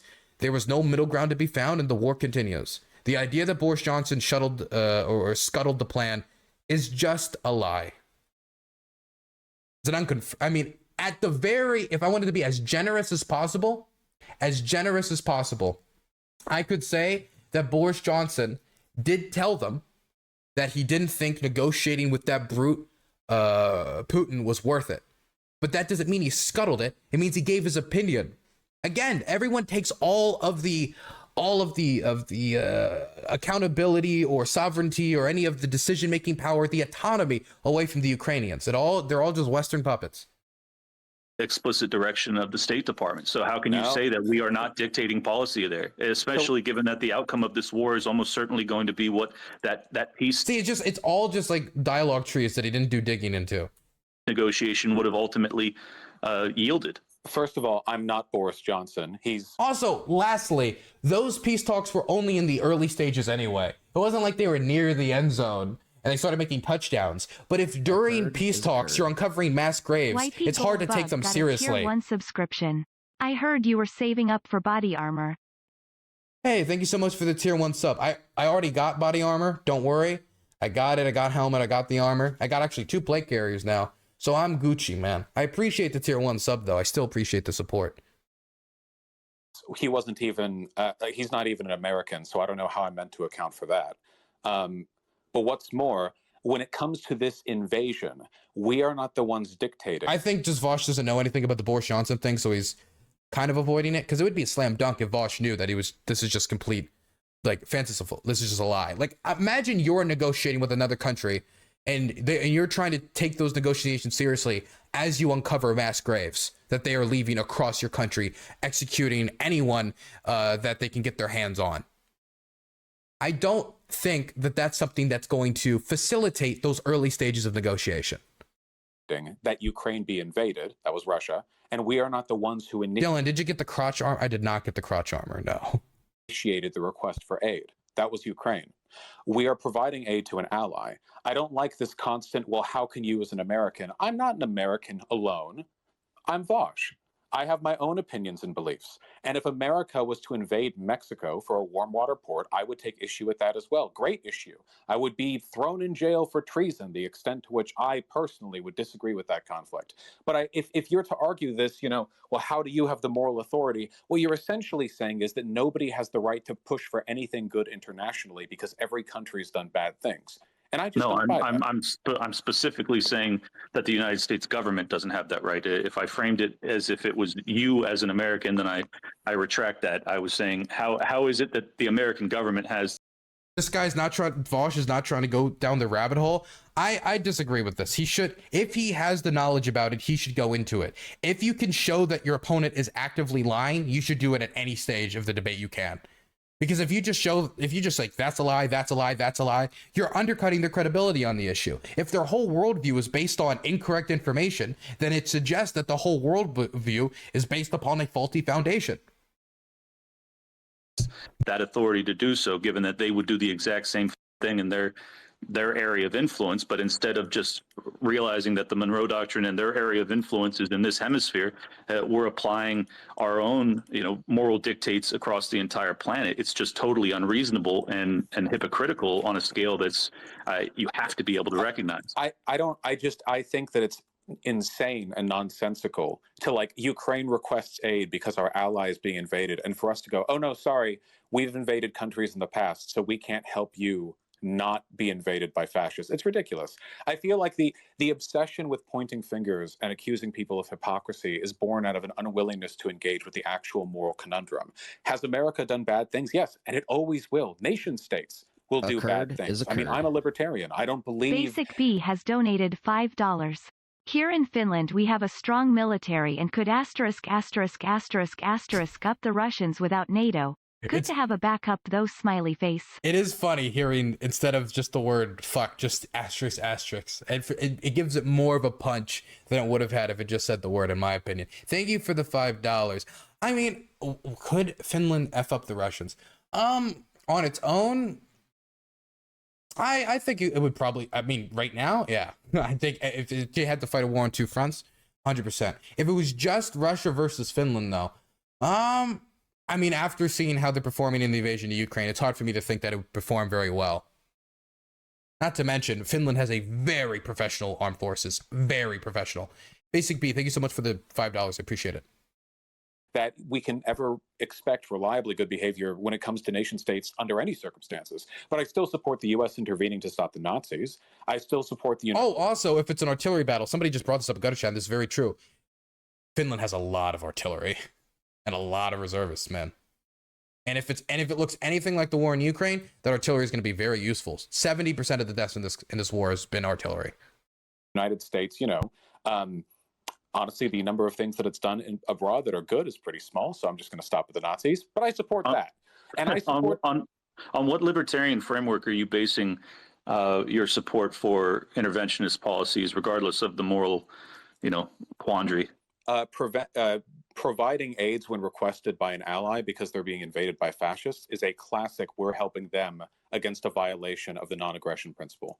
Ukraine did not invade Russia. Russia invaded Ukraine. Ukraine is not capable of defending itself because Russia's a big country, and well, Ukraine was pretty weak and young.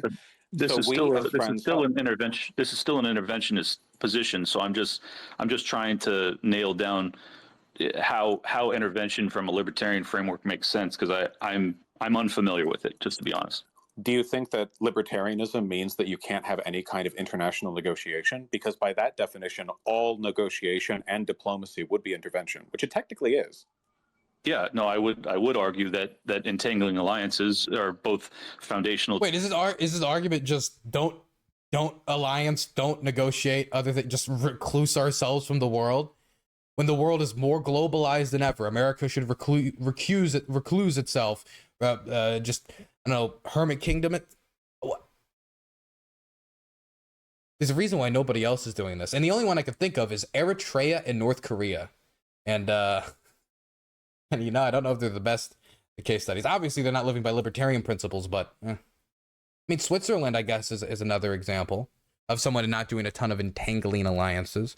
But also, Swiss security is also heavily dependent on being surrounded by a very powerful military alliance that has no interest in invading them. If the Nazis would have won the Second World War, the Swiss would have been invaded by the Germans. 100%. Hitler hated Switzerland. To the American framework, but also to libertarianism. So wait, you think entangling alliances are a good thing? No, I'm arguing against them. I misheard. Well, it seems to me then that you're pro-war. My okay. I don't like how I feel like sometimes Vaush is a little snarky in these debates. I think it's sometimes undercut him, stuff like that. But whatever. God, I completely lost my train of thought. That Vaush saying that completely threw me off. I had a point, but here it is. This is one of the main reasons why I don't really describe myself as a libertarian. I believe libertarians are kind of just like idealists in large part. Definitely when it comes to the issue of foreign policy, I think like the world's issues are not going to be resolved if we recluse ourselves. In fact, in many ways, it'll probably get worse. The Russians would certainly, if we decided, you know what, we're pulling out. We're pulling out of NATO. We're shutting our contact with the world. The Russians would see that as a go-ahead to push further. That would probably expand the war, not shut it off if the Ukrainians still wouldn't submit. If we would have cut off our support for the war tomorrow, what would stop the Russians being like, wait, now they don't have support from the United States? Let's keep going. Let's push. Let's see how much we can get. That's Vaush's argument. I think it's a okay argument. I just don't think that opening it like that is I just think it's snarky, that's all. So I'm arguing against them. I misheard. Well, it seems to me then that you're pro-war. International alliance and diplomacy have been the most effective tools for preventing warfare that the world has ever seen. I mean, countries used to spend like centuries at war with everyone next to them. We live in an era of unprecedented peace, and a lot of that is because we rely on international trade and negotiation and trading blocs in order to encourage countries to get what they want through non-war means. And I think that is all interventionist, right? I mean, us having trade deals and negotiations with other countries, we are intervening, to be sure. But I mean, it's wait. How is trading with another nation intervention? I'm lost. Because trade has to be facilitated through international trade agreements. Corporations don't usually just do it on their own. It's usually something that gets built and brought about by the nation states working with each other to some extent as well. And as long as they're doing that, they are shaping each other's policies. But if it prevents war, I am all for it. Well, in terms of trade, I don't perceive that to be intervention at all. But we're trading them with arms. Well, not really. I mean, we're giving them the money to acquire those arms. Well, a lot of the times we're just giving them like some of our surplus equipment. God knows we have tons of it. But that's a trade. It's a nation providing something in exchange for something else. In this case, sometimes it's for debt, but sometimes this is just, Vaush, I know. I mean, I would say the argument would be your Atlantic stability in trying to keep the post-World War II European peace. But I mean, I know you're smart. You can also talk about Ukraine's burgeoning tech sector. It wants to be economically integrated with Europe and the United States. I think that would be a benefit for the United States moving forward. Whatever. I mean, you can go down the list if you wanted to bush it up. You could talk about oil. Hard enough to know, but that's not really something that interests me. That when they give them the old arsenal, it's just so that they can then turn back on the Mike complex and replenish that stock. So you can't possibly think that we're doing that out of the kindness of our heart, right? I don't think any nation does anything for the kindness of our heart. I think it's in the geopolitical interest of the United States to see Russia lose in Ukraine. I also think that it's in the interest of Ukraine to see Russia lose, and I think it's morally right for Russia to lose. So, no, I don't think it's out of the goodness of our heart. Okay. Well, I will agree with you that the entangling alliances, particularly NATO, has decreased, the World War phenomenon that we saw with obviously 1 and 2. But I would argue that that is more a product of the nuclear arsenal that came about, at the tail end of World War II. And I would also argue that by intervening consistently and having all these entangling alliances, what we're in fact doing is not allowing local skirmishes to be settled on their own terms, but rather building up to the potential for a cataclysmic war that endangers all humanity on Earth. And I don't perceive that to be the benefit of humanity. Quite the contrary. I think it's extraordinary. Do we think if Russia was to see America pull itself back for the European continent, that would encourage them to push harder or push less? And what about the European states with their own nuclear arsenals? Really dangerous. Who would still, by the way, probably be in something like NATO, if not still NATO itself. I mean, I don't think there are any local skirmishes. I don't think that's a real thing, right? If you want local skirmishes, you can go to like Africa, right? Where you have like the Sudan conflict and everything. I mean, that exists, sure. But when it comes to war, war is war. And a lot of countries have nukes these days. I don't think the absence of alliances would improve the situation. I think what we need to do is make sure that everyone is playing the same game. We need to essentially break Russia and Saudi Arabia to a large extent too. Countries that maintain their economy. You know what Vaush sounds like? And I'm just being blunt here. He sounds like a liberal internationalist. I don't know if he would like that word, but he's like, they need to play by the rules of the international order. Yeah, this sounds like a liberal internationalist. That's what it sounds like to me. Economies based on resource trading. We want everyone to be playing the same econ game, right? Like the reason Vaush hates liberalism. Yeah, well, what everything he's saying still is what any liberal internationalist I know would tell me why we need to support Ukraine. Why America and China will never really go to war with each other. We'll see. Yeah, somebody in chat just said it perfectly. Yes, it's boring and conventional. Yeah, it's a very it's much more conventional foreign policy position than I expected from Vaush. How the Taiwan thing plays out, but I really doubt they will, is because we're so economically codependent.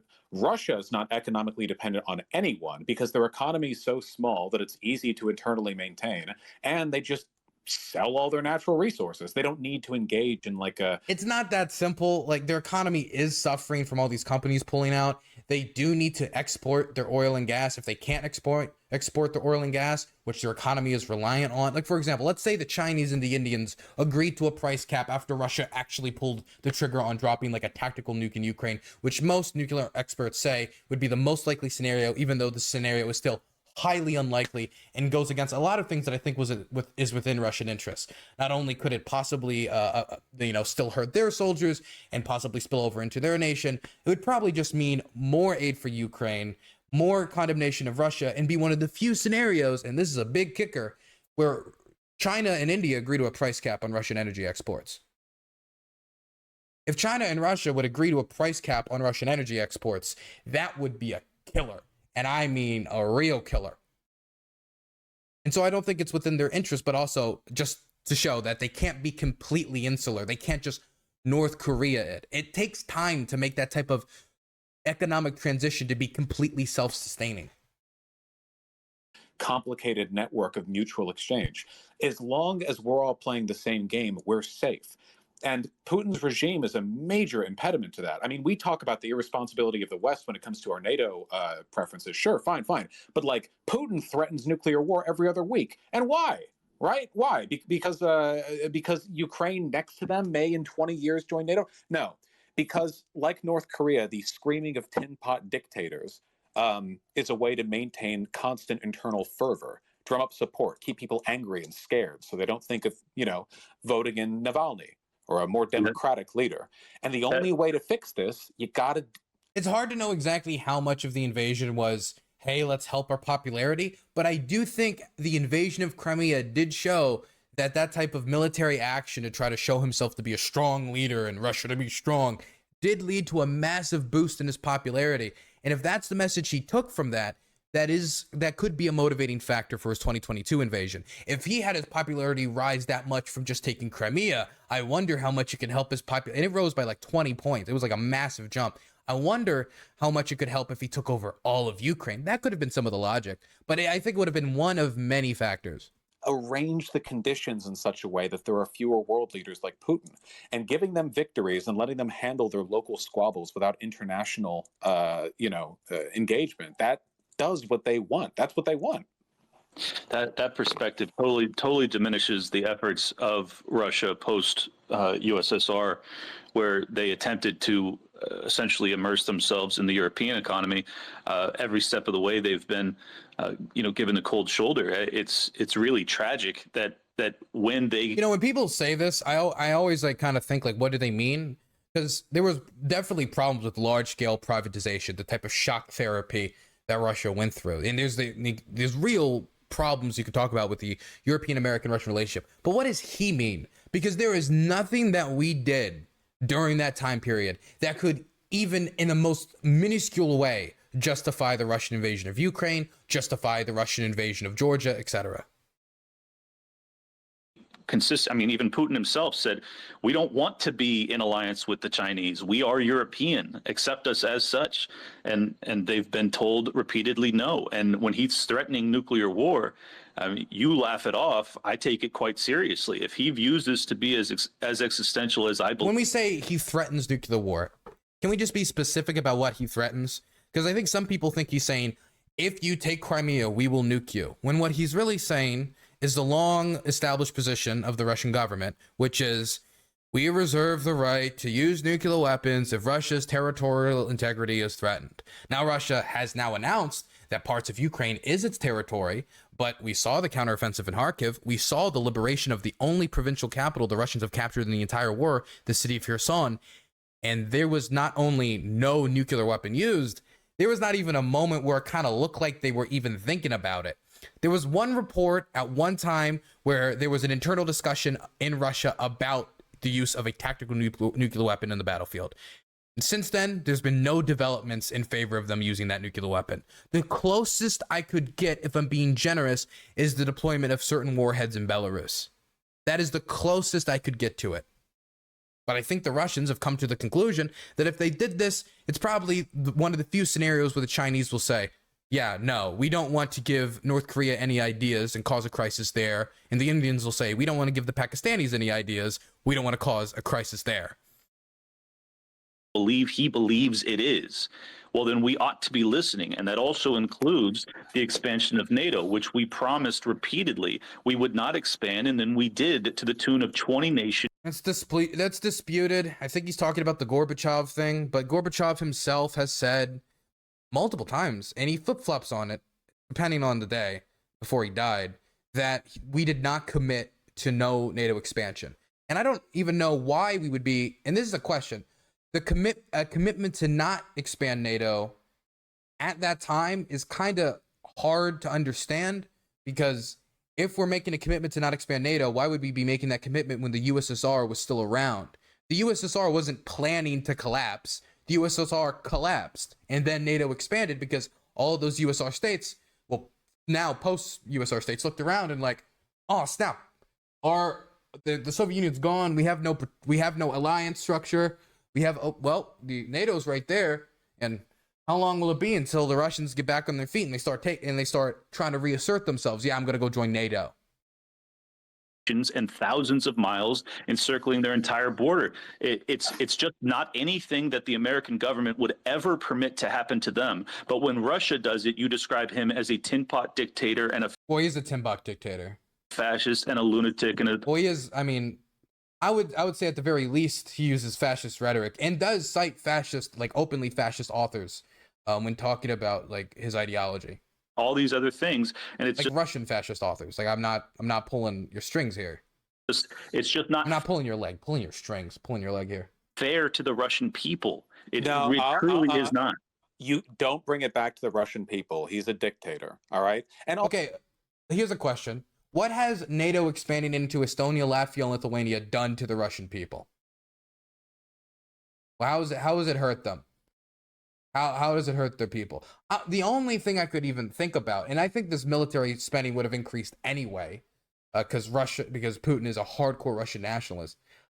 You could say that maybe it meant the Russian government felt like it had to divert even more resources into the military that they could have diverted into infrastructure. But that puts a lot of faith in Putin to invest in Murmansk's infrastructure, which is falling apart. Also, and that the corruption wouldn't have undermined the efforts, which undermines tons of construction efforts all across Russia. there was no correlation between half the stuff you just said. First of all, even if he's gotten sidelined by the EU community, cry about it. He's threatening nuclear war. You think this is the language you're engaging in unwittingly appeases him. This is appeasement rhetoric. If you were to Vaush, say, come on.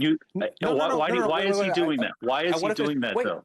Why? Okay, why does North Korea? Because his invasion of Ukraine failed, and he's panicking because he thinks his regime is under threat if his invasion fails. So he's making a bunch of threats that he can't deliver on because it would probably make the situation worse. And so it's largely saber rattling. Listen to the words that the government uses when they talk about nukes. I saw Tim Pool on Twitter yesterday, like reposting a story of a Russian state TV commentator saying nuclear war with the West, you know, the usual just rah, rah, rah, you'll see on Russian state TV. And he said, you guys aren't prepared for what's happening. That's Russian state TV. I assume Tim Pool knows nothing of Russian state TV and how it functions, so just taking it at face value. But that, what is said on Russian state TV and the rhetoric delivered to the domestic audience is different than the statements being put out by Putin and his cronies, which is in large part, outside of the drunkard Dmitry Medvedev, we reserve the right to use nuclear weapons if our territorial integrity is threatened. Not, if you take Crimea, we will nuke you. They aren't making those types of threats because if they commit to something like that and they don't deliver on it, which they probably don't want to deliver on a nuclear strike due to the backlash that would come from it, if they don't deliver on it, then their word on nukes degrades. The threat of a nuclear response degrades because their word has been shown to be faulty. Do it. Why do countries do this? They do it because it drums up internal support. North Korea isn't under threat of being invaded every day. They threaten nuking Japan. Do you think Japan's going to invade North Korea? No, of course not. Tin pot dictators do this. We see them do this. It's not new. You really think, like, this is you playing into his dynamic. You're doing his propaganda. You think Putin really thinks threatening nuclear war is a valid response to what? Being shafted by the EU when he was building the Nord Stream pipelines and was going to make trillions off of selling to them? I think it's extraordinarily reasonable given the encirclement strategy that the U.S. empire is utilizing against the Russian. Can we just say, when we say encirclement strategy, let's just say that the reason why NATO could expand is because the nation states we were expanding into wanted to be expanded into. Basic B has donated $5. We Finns do not say what assistance we have sent to Ukraine. In monetary value it's $1,100,000,000 and might be breaking news soon. 48 Gabriel V missiles have been delivered to Ukraine pending U.S. approval.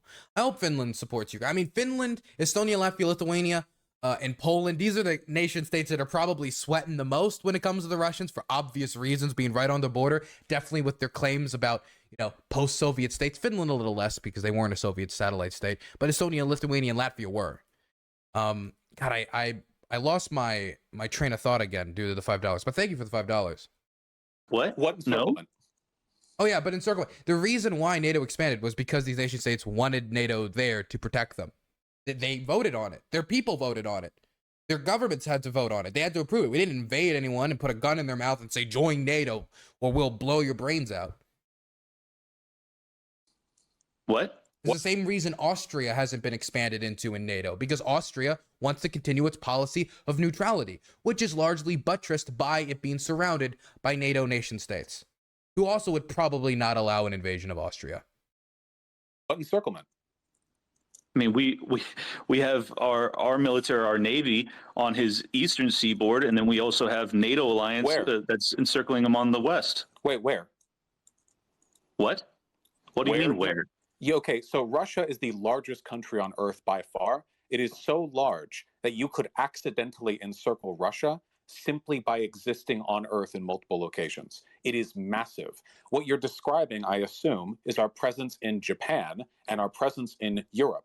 First of all, this is hardly encirclement. God, oh my God. I am This is a good. Burns I'm is surprised an Vaush did this immoral, point. I'm morally actually corrupt, a little impressed that he bankrupt did this. But I didn't expect him to do it. This is a good point by Vaush. Wipey Goldbug. What a name. Thank you so much for the tier 1 sub. I appreciate it. I spent 2 months in the gutter. Let's go. Ugh, these gutter chatters. Site chat, don't associate with these gutter chatters. Don't associate with these Twitch chatters, okay? These Jeff Bezos stooges. You stay at DylanBurns.tv, DylanBurns.tv. Donate, sub, support the channel, join the website, be in site chat.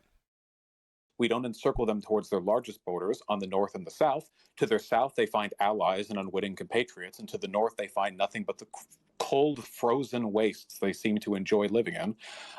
Yes, we're encircling them in the most hospitable and habitable areas of their landmass. And I think a lot of people just see that like big NATO map that gets shared around. I see it all the time, where it has like NATO symbols that are, like literally all around Russia, and half of them are fake. Some of them are like in Kazakhstan, some of them are in Afghanistan. Like we're not in Afghanistan anymore, and Kazakhstan is a Russian ally. Like a ton of Central Asian bases that don't exist. I don't know if you guys have seen that map before, but it's pretty bizarre. And you're dismissing that as if it's just some, rantings of a lunatic. That's not, first of all, okay, yeah, it is rantings of a lunatic for a couple of reasons that you won't be able to answer. First of all, nobody is thinking about invading Russia. The idea that he's operating out of some kind of legitimate fear of the territorial sovereignty, well, then there's no reason to be threatening nukes, and the encirclement thing is BS. Encirclement implies the reason it's so existential. The reason it's Wait, here's a question. What would he say about Cuba then? Would it have been appropriate for the United States to, after Cuba became a communist dictatorship, to be like, we will nuke Cuba. We will nuke the Soviets if they continue to support these Cubans?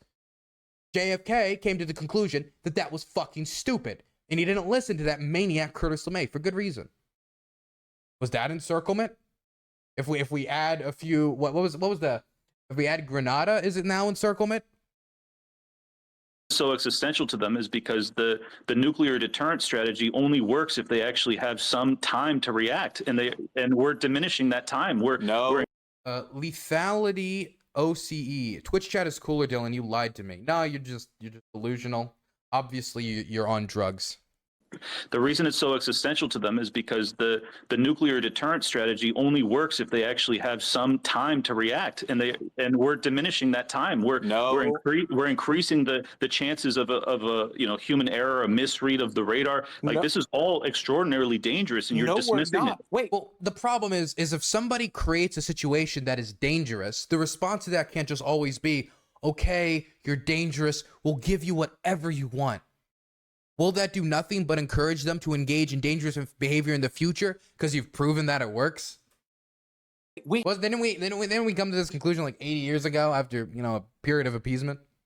We haven't been moving nukes towards Russia since the Cold War. We've moved nuclear capabilities away. The idea that there's some first of all, now that's starting to reverse because we pulled out.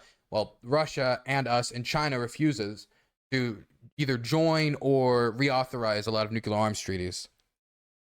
Missile treaties. That we have moved nukes so close to Russia that we could stop them from retaliating when they have the largest country on Earth and they have nuclear silos that are so heavily dotted across the landscape that it would be impossible to hit them all is ludicrous. You just said they don't fear invasion, but now you're implying that we're setting up for some kind of first strike, like 2024. No, I'm not implying that. What threat justifies Putin threatening to nuke the world? What justifies that? You say it's a legitimate fear. What makes that fear legitimate? Because So wouldn't the solution be to try to re-enter these nuclear missile treaties and arms treaties? Wouldn't the solution be to talk about the elimination of nuclear arsenals, or reversing that type of weapon systems continuing to be developed? Wouldn't it be, okay, let's take some nukes further away from Russia, and Russia take your nukes out of Belarus, take it away from, distance it further from much of continental Europe?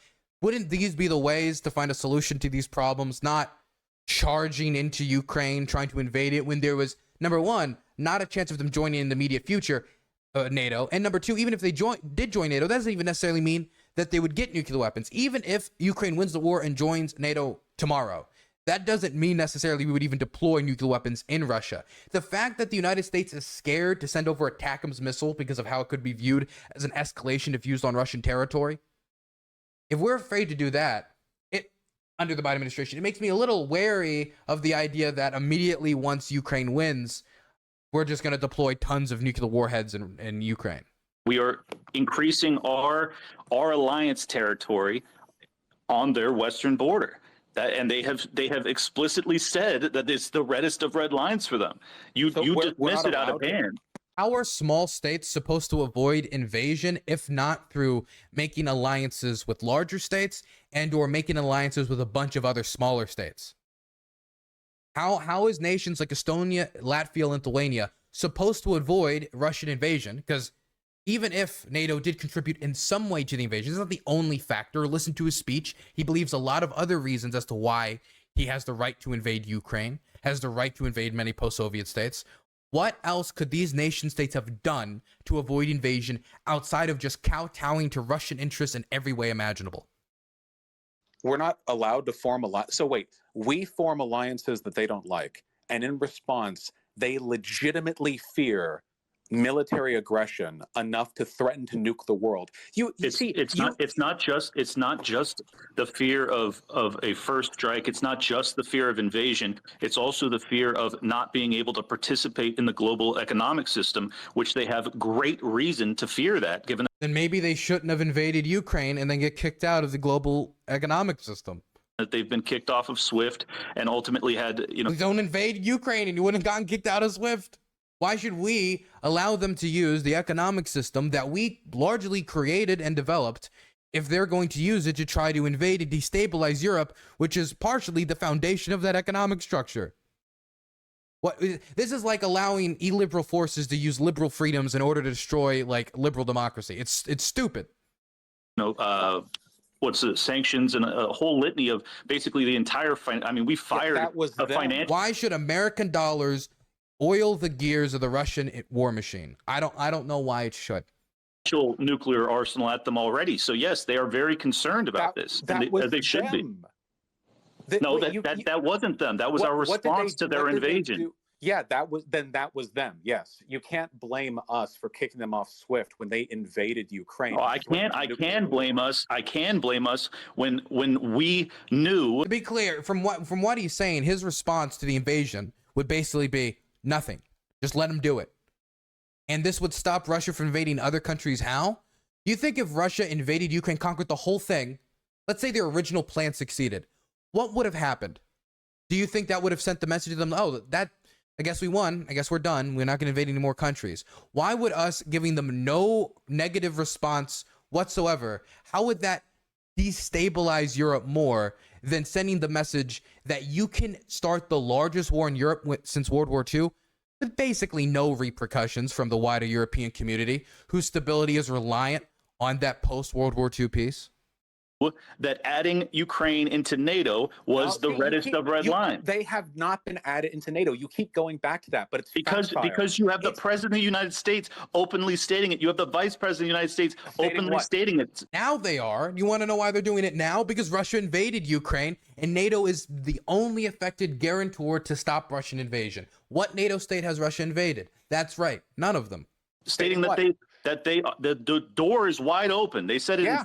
6 months leading up to it. That's not an acceptable position to have. The American government would never. They should be allowed to have that option. Point, end of paragraph. Even if they don't join NATO, they should be able to use that leverage to get a better deal out of the Russians. That with anything in our hemisphere, and Russia does not quit with the hypocrisy arguments. They're weak-minded. Russia does not get. That's not true. It's valid. They're weak-minded. It's not weak-minded. It's valid. Russia does not get to dictate whether or not the countries they're eyeing for invasion are allowed to seek defense by joining other military alliances. And the idea that Russia's been trying to get up with the EU, as if Yanukovych in Ukraine, their puppet leader who got ousted after he tried to become a dictator, he got ousted in Euromaidan after he abandoned the EU to join. Yeah, if history started 15 years ago, that point might be valid, but it didn't. It started in 1991 when USSR fell. I'm talking about from 1991 all the way up until 2005. You had multiple leaders of Russia that were attempting to become more in alignment with the EU economy, and they were laughed off repeatedly. They were not laughed off. It's more complicated than that. We have pipelines throughout Russia and all of Europe that funnels them gas. We can't pretend. What do you mean? The Germans were constantly telling the rest of Europe, hey, if the more economically ingrained we get with Russia, the more liberal they'll become over time. Hey, the more economically ingrained we are with Russia, the less likely there is a war to happen. That'll stop them from invading. And what that really did is just give them enough leverage to think that if they invade Ukraine, Europe won't do anything because they got them by the balls. What do you mean they just laughed them off? They were accepting Russian energy exports for decades. Also, Russia was... Hell, many European states still accept Russian energy exports. I know Moldova does. I know Hungary does. I believe there's still even some NATO states that are still in NATO that still accept Russian energy exports. Making bank off of selling natural gas and oil, the largest pipeline in the world for Russia, meeting all of Europe's energy needs. And they fucked it up. They fucked it up by invading because Putin couldn't keep his hands to himself. They had a pathway. Now, am I saying we're blameless? No, of course I'm not. This isn't about defending America. It's about the fact that Putin's fear-mongering, his I have no choice but to threaten ending the world, is bullshit. And I think, and by the way, I think it's very cowardly of you to accept that framing when you are correct in accusing the United States of being generally quite bad. You're willing to acknowledge the US has done this and this and this, but then when it comes to Russia threatening to, again, nuke the world, then it's like, oh, well, how could he not when Ukraine might have joined NATO in 20 years? I think that's bullshit, and I think you're playing cover for it. I'm not at all okay with it, and sure, it is cowardly. I don't want to die in a nuclear war, Vaush. But so, you are making it worse. You are justifying the logic that the person who would fire the nukes is in. No, I'm explaining the logic, not justifying it. That's different. He's lying.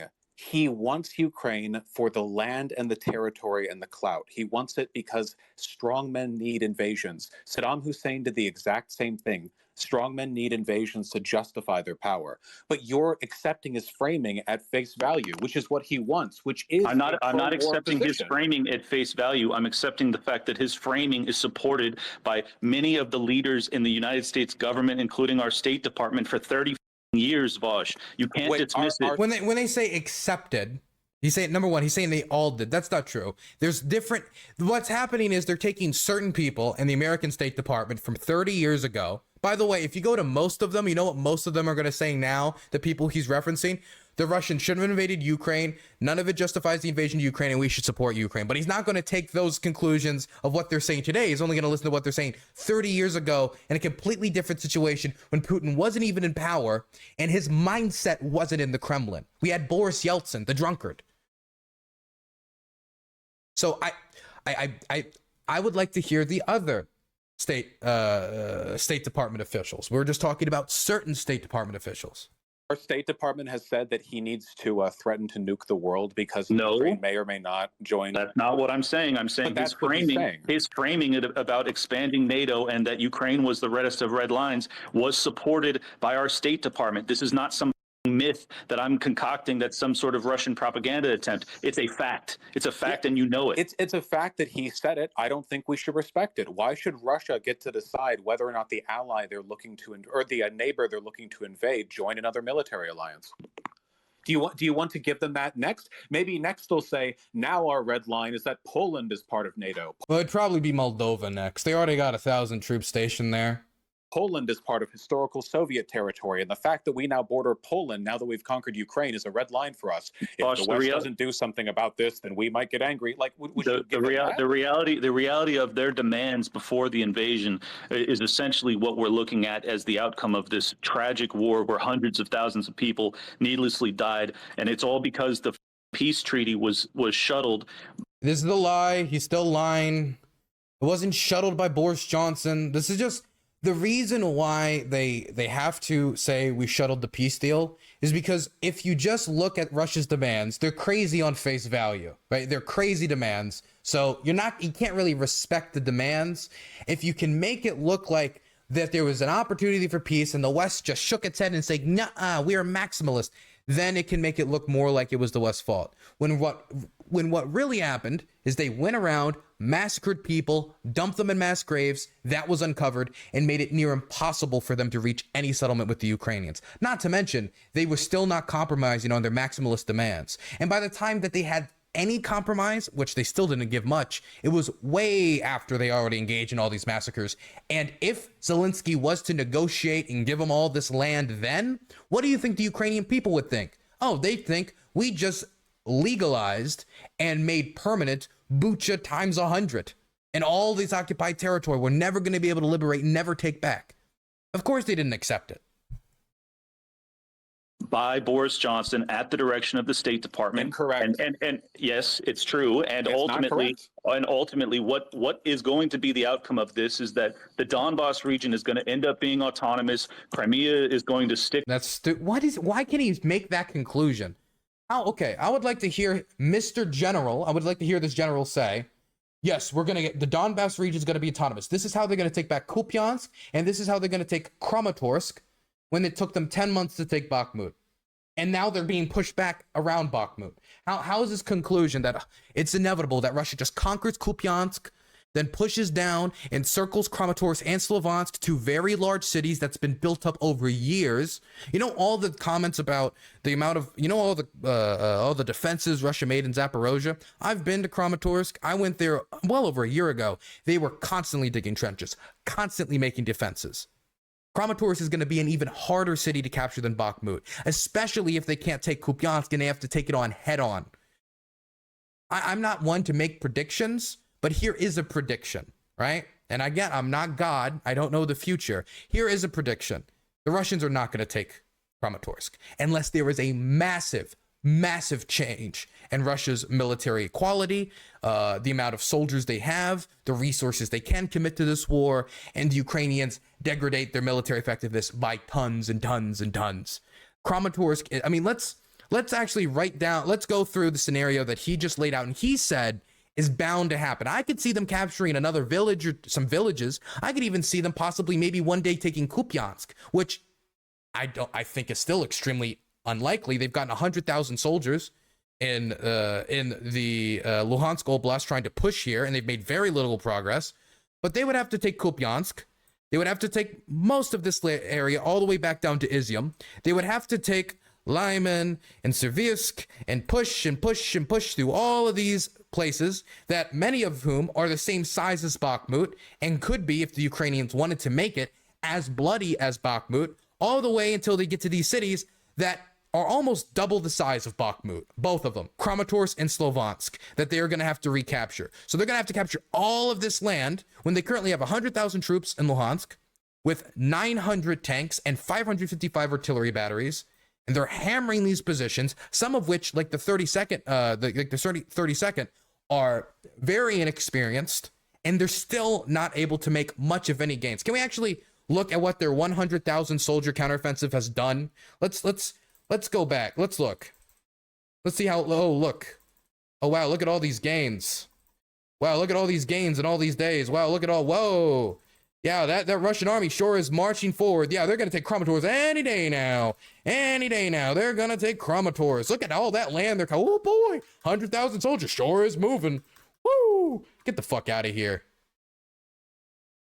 With Russia, and that's going to be the end of this. So and when that happens, avoided my framing right there. I just said, like, would you accept it if they started going, "Oh, Poland is a part of NATO. That's our historical territory. This is our new red line." I would like to see the United States government exit NATO. Personally, I think that it is. No, answer the question. If Putin says, after successfully conquering Ukraine, now Poland is our red line, this is our territory, actually, would you go, oh, well, yeah, I guess it is like historical Soviet territory. And to be fair, we did say in that one time that never got recorded on paper that we would not move NATO over to Poland. So my position will be consistent. By the way, some of the interpretations take that conversation, which again, as Vaush said, was never recorded down between Gorbachev and American officials, is that the expansion was about into Germany, into East Germany, not having NATO bases expanded to them, because the negotiations was about, East Germany reuniting with Germany. So it would make sense that it was about moving NATO bases there. I'm just saying that what he said about, oh, we promised we wouldn't move it, that is far, far from settled history. In that I do not believe the United States government should have entangling alliances, nor should it be intervening in the politics 6,000 miles away. He's not answering the question. Last, yeah. No, I'm America first. I'm a non-interventionist. You're not a libertarian. You don't understand non-intervention at all. Bro, you hate the American people. You're like America. This is what I don't like when Vaush gets snarky, because Vaush is performing very relatively well in this debate. I really think he's doing well, right? I think personally, maybe this is just a different mentality. If you're doing well, there's no need to get in the mud. Let him get in the mud. Let him degrade himself by getting angry and insulting you and doing this and doing that. You stay out of the mud. If you have all the points on your side and you know what you're doing and you're doing as well as Vaush is relatively doing here, I don't think there's a reason to get in the mud. But Vaush just likes to get in the mud. He's a pig, man. He loves to go around in the dirt, you know, get around in that mud, get all filthy. America should give up power everywhere, and Russia should get to invade whoever they want. Russia should get Ukraine. They should get Poland. Give them the Baltic states too, because after all, if America ever did anything as audacious as that's an absurd framing of my argument. These nations all have To be clear, his framing is, if that happens, we should do nothing. Maybe not justifying the invasions themselves, even though you're kind of giving credence to Putin's points to justify the invasion, and Putin himself said at the start of the invasion, like, he laid the foundation for him. His position is just we shouldn't do anything. That humanity has evolved to such a point that when we face things like cultural genocide, mass graves, and war, the ultimate solution to these problems is doing nothing. Humanity just will never advance. We just sit there and just watch as the world burns. I mean, you would think, since he's so scared of nuclear war, that we would also have an interest to try to prevent a situation where morally corrupt, bankrupt man. Hey, thank you, Sneezy Shadow. Thank you for the primer being sub for 14 months. I hated this debate so much. It's not great. I'm only gonna give it like 19 more minutes. I don't think it's worth all the time I'm giving it. If I'm being quite frank, I've already watched Clint Russell debate before. He did bad then. He's not doing too well now. God, I forgot my point about nukes. Oh, whatever. These nations all have a right to defend themselves. They all have a right to defend themselves. But we shouldn't help our allies. Correct. Okay, well then that's an America last position, because Russia does bully its allies into helping. Belarus, they're puppet states. You would give the world to Russia because you want to see America weak. You want to see us cowering. Listen, to earlier you propped up BRICS as though it was like a real thing. Like, yeah, BRICS. It is. I don't think we need to get into all these details. I think Vaush should have just stayed on the points that he was sticking on. He was doing so well. I don't think they need to expand into BRICS. I don't think expand into any of this stuff. This isn't America first. This is like, I mean, he had him cornered. He should stay on the point. Stay on the point. You should stay on the point that your solution to war and conflict and possible nuclear escalation is, not our business. Like, you're like, oh, America better watch out. China is 3,000 years ahead of us. Look at this like video of children learning how to swap. I'm not saying any of this. I don't know. I don't even know where you're pulling this from. Because it seems to me like all of your America first positions seem to involve us ceding all power on the world stage to a fascist in exchange for literally nothing. Like, you're asking America to, so we're giving power to fascists, gaining nothing, losing alliances, losing economic clout. How is this America first? How is it libertarian to believe to the contrary, that the United States empire... That was a pivot. That wasn't an answer. That was a pivot. The easy answer, if I was Clint Russell, would be, it's American first because we're prioritizing our interests at home, not abroad. And then Vaush would have to prove why this is a benefit to the United States and also the wider world for us to be involved in the world affairs. Then it would be a discussion versus isolationism versus, internationalism or whatever, or just being involved, which most nation states are. I mean, Clint Russell is asking for an approach that very few nation states can or would do. And the ones that do are ones that are usually, again, buttressed by other alliances in the region, like Switzerland or Austria. There should be dictating policies 6,000 miles away. We're not. Ukraine asked free association. Bullshit, we're not, with Vaush. us. Ukraine Bullshit, we're wanted not. free association with us. They asked us for aid, and we accepted their contract. Their NAP was violated. Are you denying that we shuttled the peace treaty early on? Yes, that's a lie, and you're a liar. Yes. You're denying that. If you seriously think Boris Johnson has the ability, all he did was go over there and suggest they not. No, he doesn't. That's not how it works. The Ukrainian I do believe that. I do believe that Ukraine would not be in this war if it weren't for the West support. So ultimately, they were invaded. They would inherently, unless they submit to the Russians and say, "Fine, we will submit. Our democracy is done." Which, if you look at the Ukrainians on the street getting Molotov cocktails, Zelensky did that. I believe the dude, and I'm trying to put this bluntly, I think the dude probably would have been hung from a lamppost as a traitor. If they uncover mass graves across the country and the Ukrainian response is fine, you can have control of everything to expand your mass graves. Zelensky would not be as popular as he would be. He'd probably be the most hated Ukrainian politician ever. Ever. Because they would see him enabling the Russian occupation. You know how much Ukrainians hate the collaborators? There's a reason why in occupied territory, the collaborators just seem to have the Irish car bomb treatment over and over again. Take peace or war. The Ukrainian people overwhelmingly support Zelensky and his continuing the conflict. One Westerner going over there and giving advice is not the same as us dictating policy. Well, that's a very naive perspective, Vaush. Yeah, because what a fucking okay, never mind. Vaush should call this guy like a cuck 20 times, and not because it's a good debate point, just because this guy is a liar, and I don't like him. I don't think you think the Ukrainians are real people. It's like tens of no. I think they're real people. I just think that they're powerless in the face of the Russian army. But they if not for the West, powerless. Yet they turned back the Russian army in Kiev. They launched a counteroffensive to liberate basically the entirety of the Kharkiv Oblast. They liberated the only provincial capital in the Kherson province. Powerless to stop the Russians. Powerless, and they've delivered them the most humiliating defeats in decades. Come on, dude. What war has he been watching, man? Yeah, if not for the West, though, they would have no chance in this fight, and you know it. That's why you support. If they wanted to do an extensive struggle to take back all their territory, it would be very difficult to, probably near impossible for that to happen right now. But the idea that they were powerless to stop the Russian invasion, that's bullshit. At the early stages of the invasion, there wasn't that much Western aid in the country. There just wasn't. It wasn't until later, once we were like, oh my gosh, the Ukrainians actually have the will to fight, and they pushed the Russians back from Kiev, that we decided, okay, maybe we'll start warming up to the idea of an international coalition to send tanks and all that stuff. And it took, like, each time it was like, I don't know, should we send tanks? I don't know. Should we send F-16s? I don't know. Should we send Patriot air defense systems? I don't know. And it slowly built up. So that initial stage, that first 2-3 months of the war, that was Ukraine. That was Ukraine. There was some NATO training and there was some shoulder-mounted munitions, but that was not enough to turn back the Russian army. It was the Ukrainians that turned back the Russian army, and now it is their allies that will hopefully help them see the war through.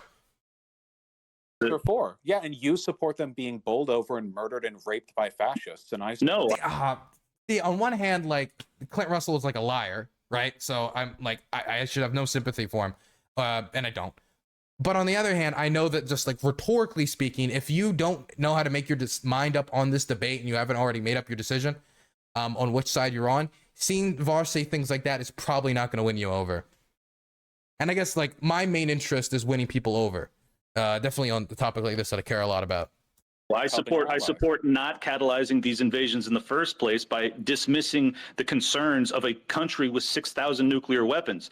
Yes, if you had actually listened to their concerns, there's a distinct possibility that this invasion never happens. Well, but you dismiss that. We can't turn back time. Now we're dealing with this. I think that your framing of this is totally incorrect, by the way.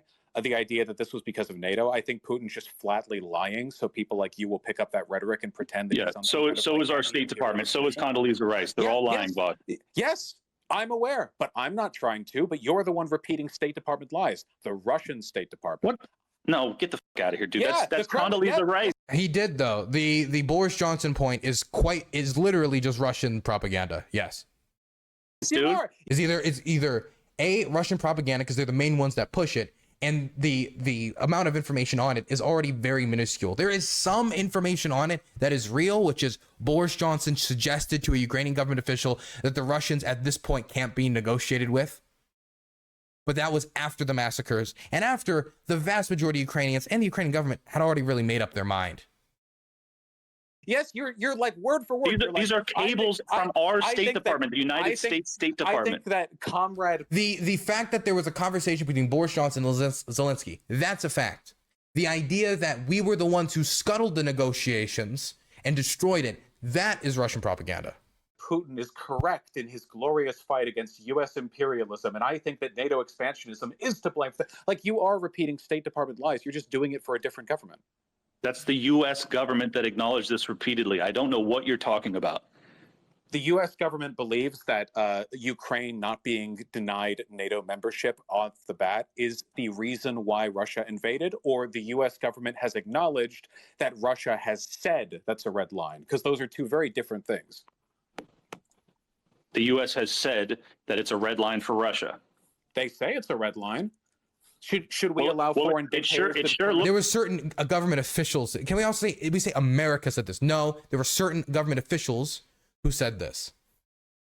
Looks like it was, huh? It sure looks like it was a red line, huh? No, because it's been 30 years of us possibly having Ukraine as part of NATO in the future. So what? Well, I don't know if it was 30. Well, I mean, technically collapsed Soviet Union. I think 2008 would probably be a better starting point. Any time in the past 30 years this might have happened? No, it was after the Maidan Revolution, that the coup, that they ultimately took a much more antagonistic stance, including taking Crimea. Well, do you think maybe that antagonistic? Okay, whatever. You know, I'm never going to get that far into debate if I pause at every moment. Yeah. So, but Ukraine has been potentially in the future eligible for NATO membership since the dissolution of the Soviet Union. Why now? Yes, because they were manipulating the politicians in Ukraine, and then after the coup, they didn't have a friendly politician there anymore. So they realized that it was imminent threat. They took Crimea, they took Sebastopol, and then, you know. Oh, Bob's your uncle. What imminent threat did they face? Oh, it looks like our guy who was trying to stop protests and murdering all those protesters seems like he's fled the country after pissing off literally everyone and brutalizing student protesters. That's a threat to us. We need to invade because maybe they won't accept our economic coercion anymore. So it sounds then like the real red line for Russia was not controlling Ukraine. And the moment they no longer had, well, okay. So if you agree then that it's not about Russia actually being worried about its safety and it's just about politically controlling its neighbors, then I agree with you completely. Well, it's not entirely that, but yes, that's a huge part of it for sure. So they're just a bully that wants to control their neighbors, and we, the United States, are supposed to abandon our allies because they want to bully harder. What is that? What is it? Yeah. The U.S. government should should probably stop bullying the entire planet. If that's the case. Yes, I agree. I am principally against bullying, but you seem to be in favor of it as long as the U.S. isn't the one doing it. No, I'm saying that the U.S. government doesn't have the moral authority to be bullying back. Who cares? I don't give a shit about moral authority. It's either things are good or bad. Well, I do give a shit because it's ultimately my tax dollars or the inflationary, destruction of my life savings that is funding this. The M113 transport carriers caused a 100 or 200% increase in inflation. Doesn't have and it's also risking. Authority. It's also risk. What? That's not a moral authority issue. We're just arguing over whether it's good or bad. I don't care if America has done 900. Isn't real wage growth right now outpaced inflation? In the first time in a while? 99 bad things. If they do a good thing, I'll defend the good thing. I'll keep at it too.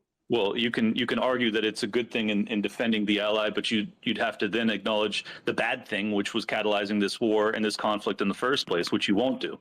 Yeah, I don't think we did. I think that Russia was pretty much always going to head down this road as long as Putin was the leader.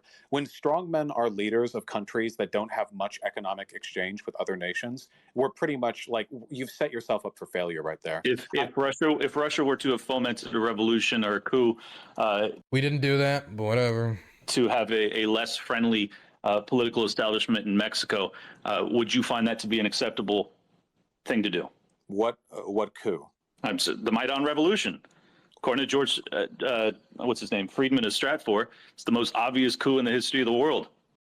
What does that even mean? Like, they overthrew the government, or like, I don't know. Okay, so is he saying we did the coup, we funded the coup, or is he saying there was a coup, or is he saying that, like, because I don't, like, there was a transfer of power, because, like, when we say there was a coup, the rioting got so out of control, the anger at at the government got so out of control when they tried to outlaw protesting and murdered all these protesters and hired literal gangsters to go murder people, that buildings were starting to be stormed by people because they were pissed. And then he fled the country, and then they did a transfer of power through the Rada and then had elections. So when we say coup, I think some people think like, I don't know, like the military took over, something along those lines. But that's the timeline. But we didn't fund it and we didn't arm it. If we did, they had some pretty, like, I don't know why we would be giving them like wooden shields and like bats. I think we'd probably be giving them like real guns. Oh, wrong thing. Oop. I don't agree with that at all. The Ukrainian people didn't like their leadership. Well, I agree with you. They didn't like their leadership, but it's a little bit more complicated than that. If you want to make it as simplistic as possible to fit your framework, that's fine. But the rest of us dealing with the reality of the situation are going yeah, he's dealing with the reality of the situation, Mr. Clint Russell. Yeah. To acknowledge that this war, it was catalyzed by U.S. intervention abroad, 6,000 miles away, unnecessarily. They don't have the moral authority to dictate what Russia should do in response. This is what they wanted. This is what they wanted from the jump. So Russian imperialists wouldn't be imperialists if it wasn't for America. This is the conclusion. If America just wasn't there, all the people who dream of a purification war and the Russian idea and the idea of Russia's grand destiny in history, those people would have been like, oh, America's gone? Okay. No, it's not even remotely. All of this was caused by Russia, and you're so like held. All of it was caused by Russia. As John McCain, the warmonger of warmongers, is standing at the Maidan Revolution with a microphone, advocating, saying, "America stands with you." This is what I mean. Who cares? Who cares what a single politician does when they go over to Maidan Square and chant? I don't care if a congressman goes and do that. He is a private citizen that can go do that if they want to. That doesn't mean we funded anything. That doesn't mean we sent guns. We funded the closest anyone can even get to this is talking about the National Endowment for Democracy. We didn't fund a coup. We didn't give anybody guns. And a sitting senator making a speech saying, freedom good. It's cool that you guys like freedom. Americans stand with you and America stands with you, doesn't mean we fomented the coup. It means a single politician went out of his way to go support something that he personally supported, which many other congressmen didn't support sending aid to Ukraine. Many other senators didn't support sending aid to Ukraine. In fact, Obama didn't support sending aid to Ukraine because he didn't send aid to Ukraine. The closest he got to military aid to Ukraine was counter battery radars. Counter battery radars, so you could look at the bombs as they hit you. By you being America last, you're like those white guys who keep bragging to everyone in earshot. No, I'm America first. I think John McCain's a nightmare of a human being. You hate America because you are. Oh, dude, this is getting so stupid now. It's just becoming like, I don't know. It's just becoming like insults. I don't want to watch much more of that. I think I'm gonna tap out in a second. This is getting stupid. We're already like 50 minutes in. So desperate to blame every element. No, I hate our empire. I love America. Let me finish. America did not cause the Euromaidan. Russia tried to have a pet dictatorship over in Ukraine by allowing Yanukovych to enforce the black protest laws. What was it, Black Tuesday? They encouraged him to do so. This is Russia doing this. And then we replaced him with our puppet regime. No. We didn't replace anyone with anyone. There was an election. They had a vote. What do you mean? It's the same bullshit. Nope. See, this is how you keep making. If that's the case, then Trump was installed by the Russians. Okay, because they did the Internet Research Agency and they spread misinformation online. If us having a politician go there and speaking in a square is us installing their government, then them doing the Internet Research Agency was basically a coup. Okay, if we're lowering the standards for what these words mean and to make them worthless, then I guess everything's a coup. I'm like Oprah. You get a Russian coup. You get an American coup. You get a Russian coup. Yeah, because you hate America. You want to blame us. You want to accept moral fault for everything. Vaush, it is such a bizarre framing to say that I hate America because I don't like our empire. I do think the "you hate America" thing is bad from Vaush. I don't think it looks good. I don't think it looks good. It makes I don't think. I understand the attempt at framing here, but I don't think it's going to convince anybody that isn't already convinced. I don't like our you just empire. don't like America. You seek to blame it for everything, like the self-apologetic white man or the self-hating male feminist. You take America. No, that's what I mean. It's pathetic.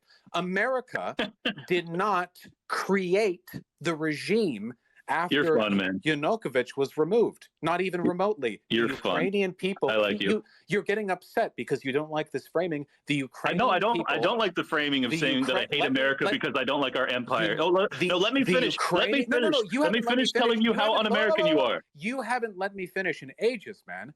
Yanukovych was outed because he was a puppet dictator, and the Ukrainian people have consistently engaged in higher levels of democratic engagement. He thinks that the current Ukrainian government is CIA place and is not legit. Okay, well, you know, I believe fairies installed Putin. Okay, and I'll tell fairy tales and nonsense. Yeah, and the puppet. I wasn't finished of democratic engagement. Why the hell would America choose Zelensky over Poroshenko? Because Poroshenko won the election, and then he loses the. Why would we, if we installed it and we were controlling the elections and all our puppets?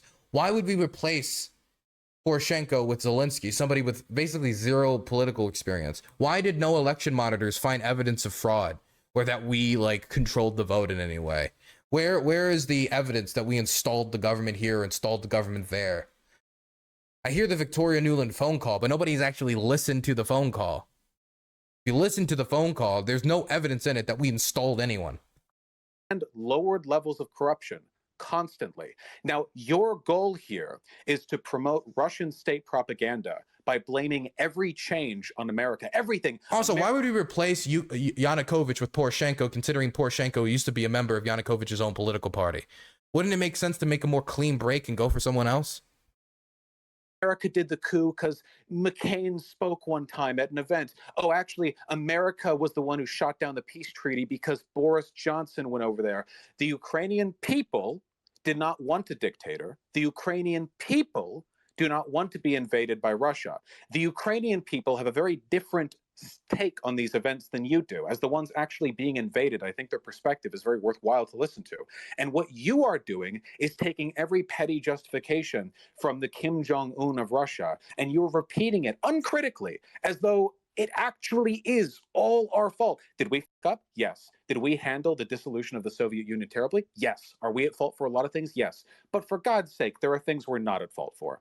And I think it's really disgusting and anti-American to legitimately lay this at— Dude, I gotta stop with the, I don't think the anti-American. I mean, it is true that there is like an overbearing of just, if there is a geopolitical struggle and America's on one side of it, you just blame America every time, right? That is fashionable. I do agree with that at the very least. But trying to turn that into a "you hate America" moment, I don't like it, man. I think it's stupid when I see Fox News say it, and like even if it was true, I just don't think it's good rhetoric. Our feet, especially when it comes at the expense of a Ukrainian self-defense. It's not anti-American to want to see American troops not go die, dude. They're not going over there. We have no soldiers in Ukraine dying, man. They're not over there. But yeah, you want us to actually, that's not true. There are, but we have, I think, 14. If you believe the Jack Terror leaks, I think we have 12 soldiers in the country, most likely doing training or inspections of some sort. Economic influence everywhere. You said you don't want us to have alliances. Yes. You don't want us to have trade alliances. You don't want anything. No, I did not say trade alliances. You framed that as intervention. I don't believe that to be the case. We're trading arms with Ukraine. You have issue with that. That's not trading arms, dude. Stop being so. That's such bullshit. Come on. No. Some of it is trade. Some of it is aid. That's literally what we're. Some of it is, I believe, in I forget what it's called. What's it called? But I forget what it's called. But like some of it is trade, and some of it is aid. We're giving. We lend them the money to buy our arms, Vaush, and then we forgive that debt later on. You know exactly the game. Yeah, that is an economic exchange. That is trade by definition. That's communism, dude. That's communism. Forgiving debt is communism. I was always of the assumption that communism was like workers own the means of production. Like it feels like no matter what, like Vaush could use the worst rhetoric in the world and Clint Russell will still find a way to faceplant and make himself look stupid. It's communism to forgive debt. I thought it was about owning the means of production, but I guess I'm silly. I guess that's a silly thing. I guess if Scrooge, remember that day when he he finally saw the light with the three ghosts of Christmas. Then he comes up and he's like, "Okay, everyone, I forgive your debt. I forgive you. I forgive that." Fucking communist. Can't believe he turned away on good old English Anglo-Saxon capitalist values. True, but it's communism to forgive loans? No, that's what Jesus asked for, actually. Jesus Christ was the one who said you should forgive your debts every 7 years. Yeah, I don't think he meant a nuclear arsenal. A nuclear arsenal? We never gave Ukraine a nuclear. What is he talking about? What? Well, you have to, or biolabs as part Ukraine? of that. What bio? Oh my! Does he believe the bioweapons lab thing? Okay, he's actually brain dead. He's actually brain dead. He's either completely brain dead and he believes everything he's told on face value, or he's just a dishonest line hack. That's the only two options, right? Because I don't know how, as a libertarian, you see the Iraq War and the weapons of mass destruction claim, and then you see the Russians repeat it. Not only repeat it, not remix it, they steal the whole verse, line for line, bar for bar. They stole their whole rap sheet, man. And they say weapons of mass destruction. What evidence do we need? I don't know. Here's a bunch of documents that prove nothing, and they bioweapons. Oh, do you want actually evidence of the bioweapon? Well, we don't have any of the bioweapons, and it's been 1.5 years to 2 years of fighting. We haven't captured any that we can show you. We don't really have any evidence, but whatever. And they've stopped talking about it because it was supposed to be one of a million justifications that they just throw at the wall to try to, justify their invasion in some way. Because if one justification doesn't work, if they fire off 20 at the same time, maybe one will make impact with either some Europeans sitting at home watching them repeat these talking points that might make them hold back and be reserved and trying to support Ukraine, or Americans. It's just throwing as many justifications at the wall at the same time, literally shit slinging, and he bought it. He bought the weapons of mass destruction claim when the Russians did it. I am such an anti-establishment libertarian. I challenge the power structures. I don't buy all this nancy-pantsy, this namby-pamby Russian propaganda and American propaganda. I am against the grain. Oh, weapons of mass destruction, but Russia says it this time? Yeah, no, I believe it at face value with no evidence. Ukraine is a nuclear arsenal? You know what I'm saying. That's just a joke. Oh, well, I mean, Is it a joke? As in, there is no bioweapons, or was it? Okay, I don't know. Have to find Jesus and ask him. Yeah, it's an economic trade. We're trading. Yeah, HIMAR missiles. You gotta give your allies HIMAR missiles and then forgive the debt. That's what Jesus said. I don't think. Okay, people sometimes try to present Jesus as a complete pacifist, but he came with a sword too, man. Mm-hmm. Yeah, if the alternative is being invaded and conquered by fascists, then yeah, sure, why not? Yeah. Wait, was the policies the Ukrainians should take as turn the other cheek as they're dumped into a mass grave? I do believe in. Well, why not? Because it's not libertarian, brother. It's not libertarian. Because you're not libertarian. You don't believe in self-defense. No, I believe they have the full right to self-defense. I don't believe that the American empire has any role in that process. Wait, we don't have the right to freely associate with Ukraine to provide them arms and help them self-defend? We don't have the right to freely associate. Do I have the right to opt out of this process? That's not how nation states work. But if we lived in a full libertarian society, then I guess sure. I mean, there wouldn't really be taxes or a nation state in a full libertarian society, right? But we don't. So my opinion matters. And my opinion is that we shouldn't be doing this. So you don't believe in nation states forming treaties or trading or? I think if it's a peace treaty or a trading, yeah, that's fine. Okay. If you're caving, of course. If you're giving other geopolitical allies, opponents, everything, yeah, if you're caving and you're letting them take stuff over, then of course you can make treaties. But if you're ever resisting that, no, you can't make treaties. That's bad. Well, wait, hold on. A peace treaty is a kind of interventionism because peace implies the absence of war. And the absence of war, I mean, that is a statement to the effect of we will not invade you, right?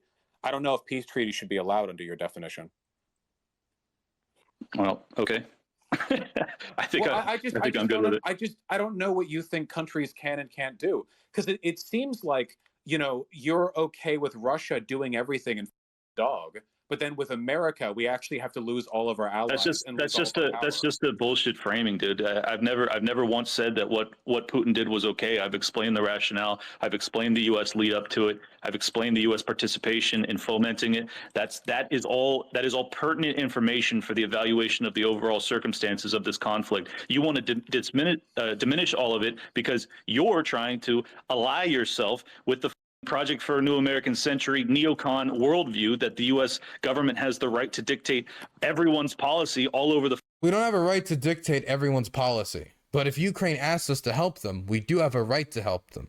And it's not like, oh, this is some new standard that America's setting and they're breaking the rules. And under international law, it is clear he's a libertarian, so I doubt he really likes international institutions as much as I do.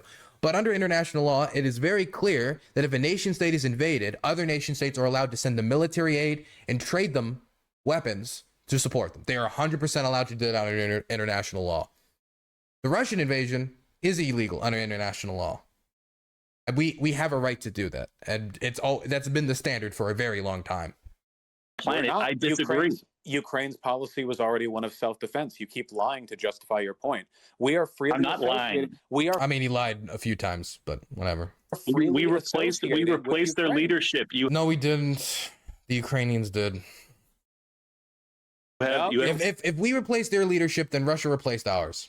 Victoria Nuland and Jeffrey Pyatt. True. The Victoria Nuland phone call. They love it, but they haven't listened to it. True. We have Victoria Nuland and Jeffrey Pyatt on the phone. What's that? You're repeating all the Kremlin. I've literally heard everything you're saying. Have you heard the tape? I've listened to the whole tape, and nowhere in the tape do they say, "Yeah, we're going to install this guy. This guy's going to be installed." You know what they're talking about? They say, Poroshenko, we would like Poroshenko to be the next leader of Ukraine. You want to know why they said Poroshenko? Because he was one of very few options. And you want to know what? One of very few options ended up winning because he had a high chance of winning. And he became the next president of Ukraine. And you want to know what happened a few years later after his term went up and the person that we wanted to win was up for re-election? He lost, and there was a peaceful transferal of power to Zelensky, who made part of his platform pursuing peace with Russia. If we controlled it, why would we allow somebody to get in office on a platform of peace with Russia? If we were controlling it, why would we allow our supposed pick to be replaced, period? Yeah, I have, because I heard it from Russian Telegram channels. It's all bullshit, but easily debunkable propaganda. But it's That's not debunkable at all. They haven't even attempted. All you have to do to debunk it is just listen to the phone call. That's all I'm going to say to you guys. Just listen to the phone call. Listen to the phone call. You don't even need to take my word for it. Listen to the phone call, and the scandalous message that you're going to find in there is, yeah, Poroshenko seems like our guy. That's it. That's like the 6-7 words that they're talking to. That's it. That's what the whole thing is based upon, that we installed him, is because we said we wanted him to win. Let's say that we had a recording of Joe Biden being like, yeah, we really, Rishi Sunak is our guy, before he became prime minister. Does that mean we picked him? Or was there just Liz Truss and Rishi Sunak, and for whatever reason, either trade reasons or a whole host of other reasons, for American interest, it would be better for Rishi Sunak to be in office? That doesn't mean we installed them. It means we understand that the world is globalized, and we're looking at governments thinking, which candidate would be better for our interest, what would be worse for our interest? Man, it'd be really good if this guy win, because really help us. We wanted Poroshenko to win, and he won. That doesn't mean we installed him. If that's the case, then Putin installed Trump. To debunk it. It's crazy that you, a so-called America First individual, it's like 1-to-1, like, yeah, Datoyevich, like, yeah, I'm getting my marching orders over from the Kremlin here. Vaush, you haven't countered any of what I've said. You just labeled it as Russian propaganda. That's not an argument. It might be worth it to sit down and actually listen to the phone call. I doubt they're going to do that, though. You say that, like, you oppose what Putin's doing, but what will you actually do to oppose it? Nothing. I will applaud them from afar, Vaush. In the dick. I will applaud them from afar. Guys, remember to thoughts and prayers. Try to avoid. Wow, that's very helpful. Remember to try to avoid logical fallacies and insulting each other personally. All right. I know it's getting heated. Gotcha. Back to my logical argument. You want America? Okay. Can we wrap this up? I don't want to do this shit anymore. I don't want to listen to this. Some people say it gets even crazier at the end. I don't care. This is hard to listen to. It's just all like It's just all stuff that I've heard Clint Russell say again, the same lies that have been corrected by other people that he's yet to correct himself on. He can correct himself on it, because if he did correct himself on it, then he would have to drop a lot of his positions. And that radical realignment of his worldview, you've already reached a conclusion. You've already built up all this information, all these conclusions on a foundation. It's kind of hard to go back and start replacing that foundation. You're going to have to deconstruct the whole building and start over.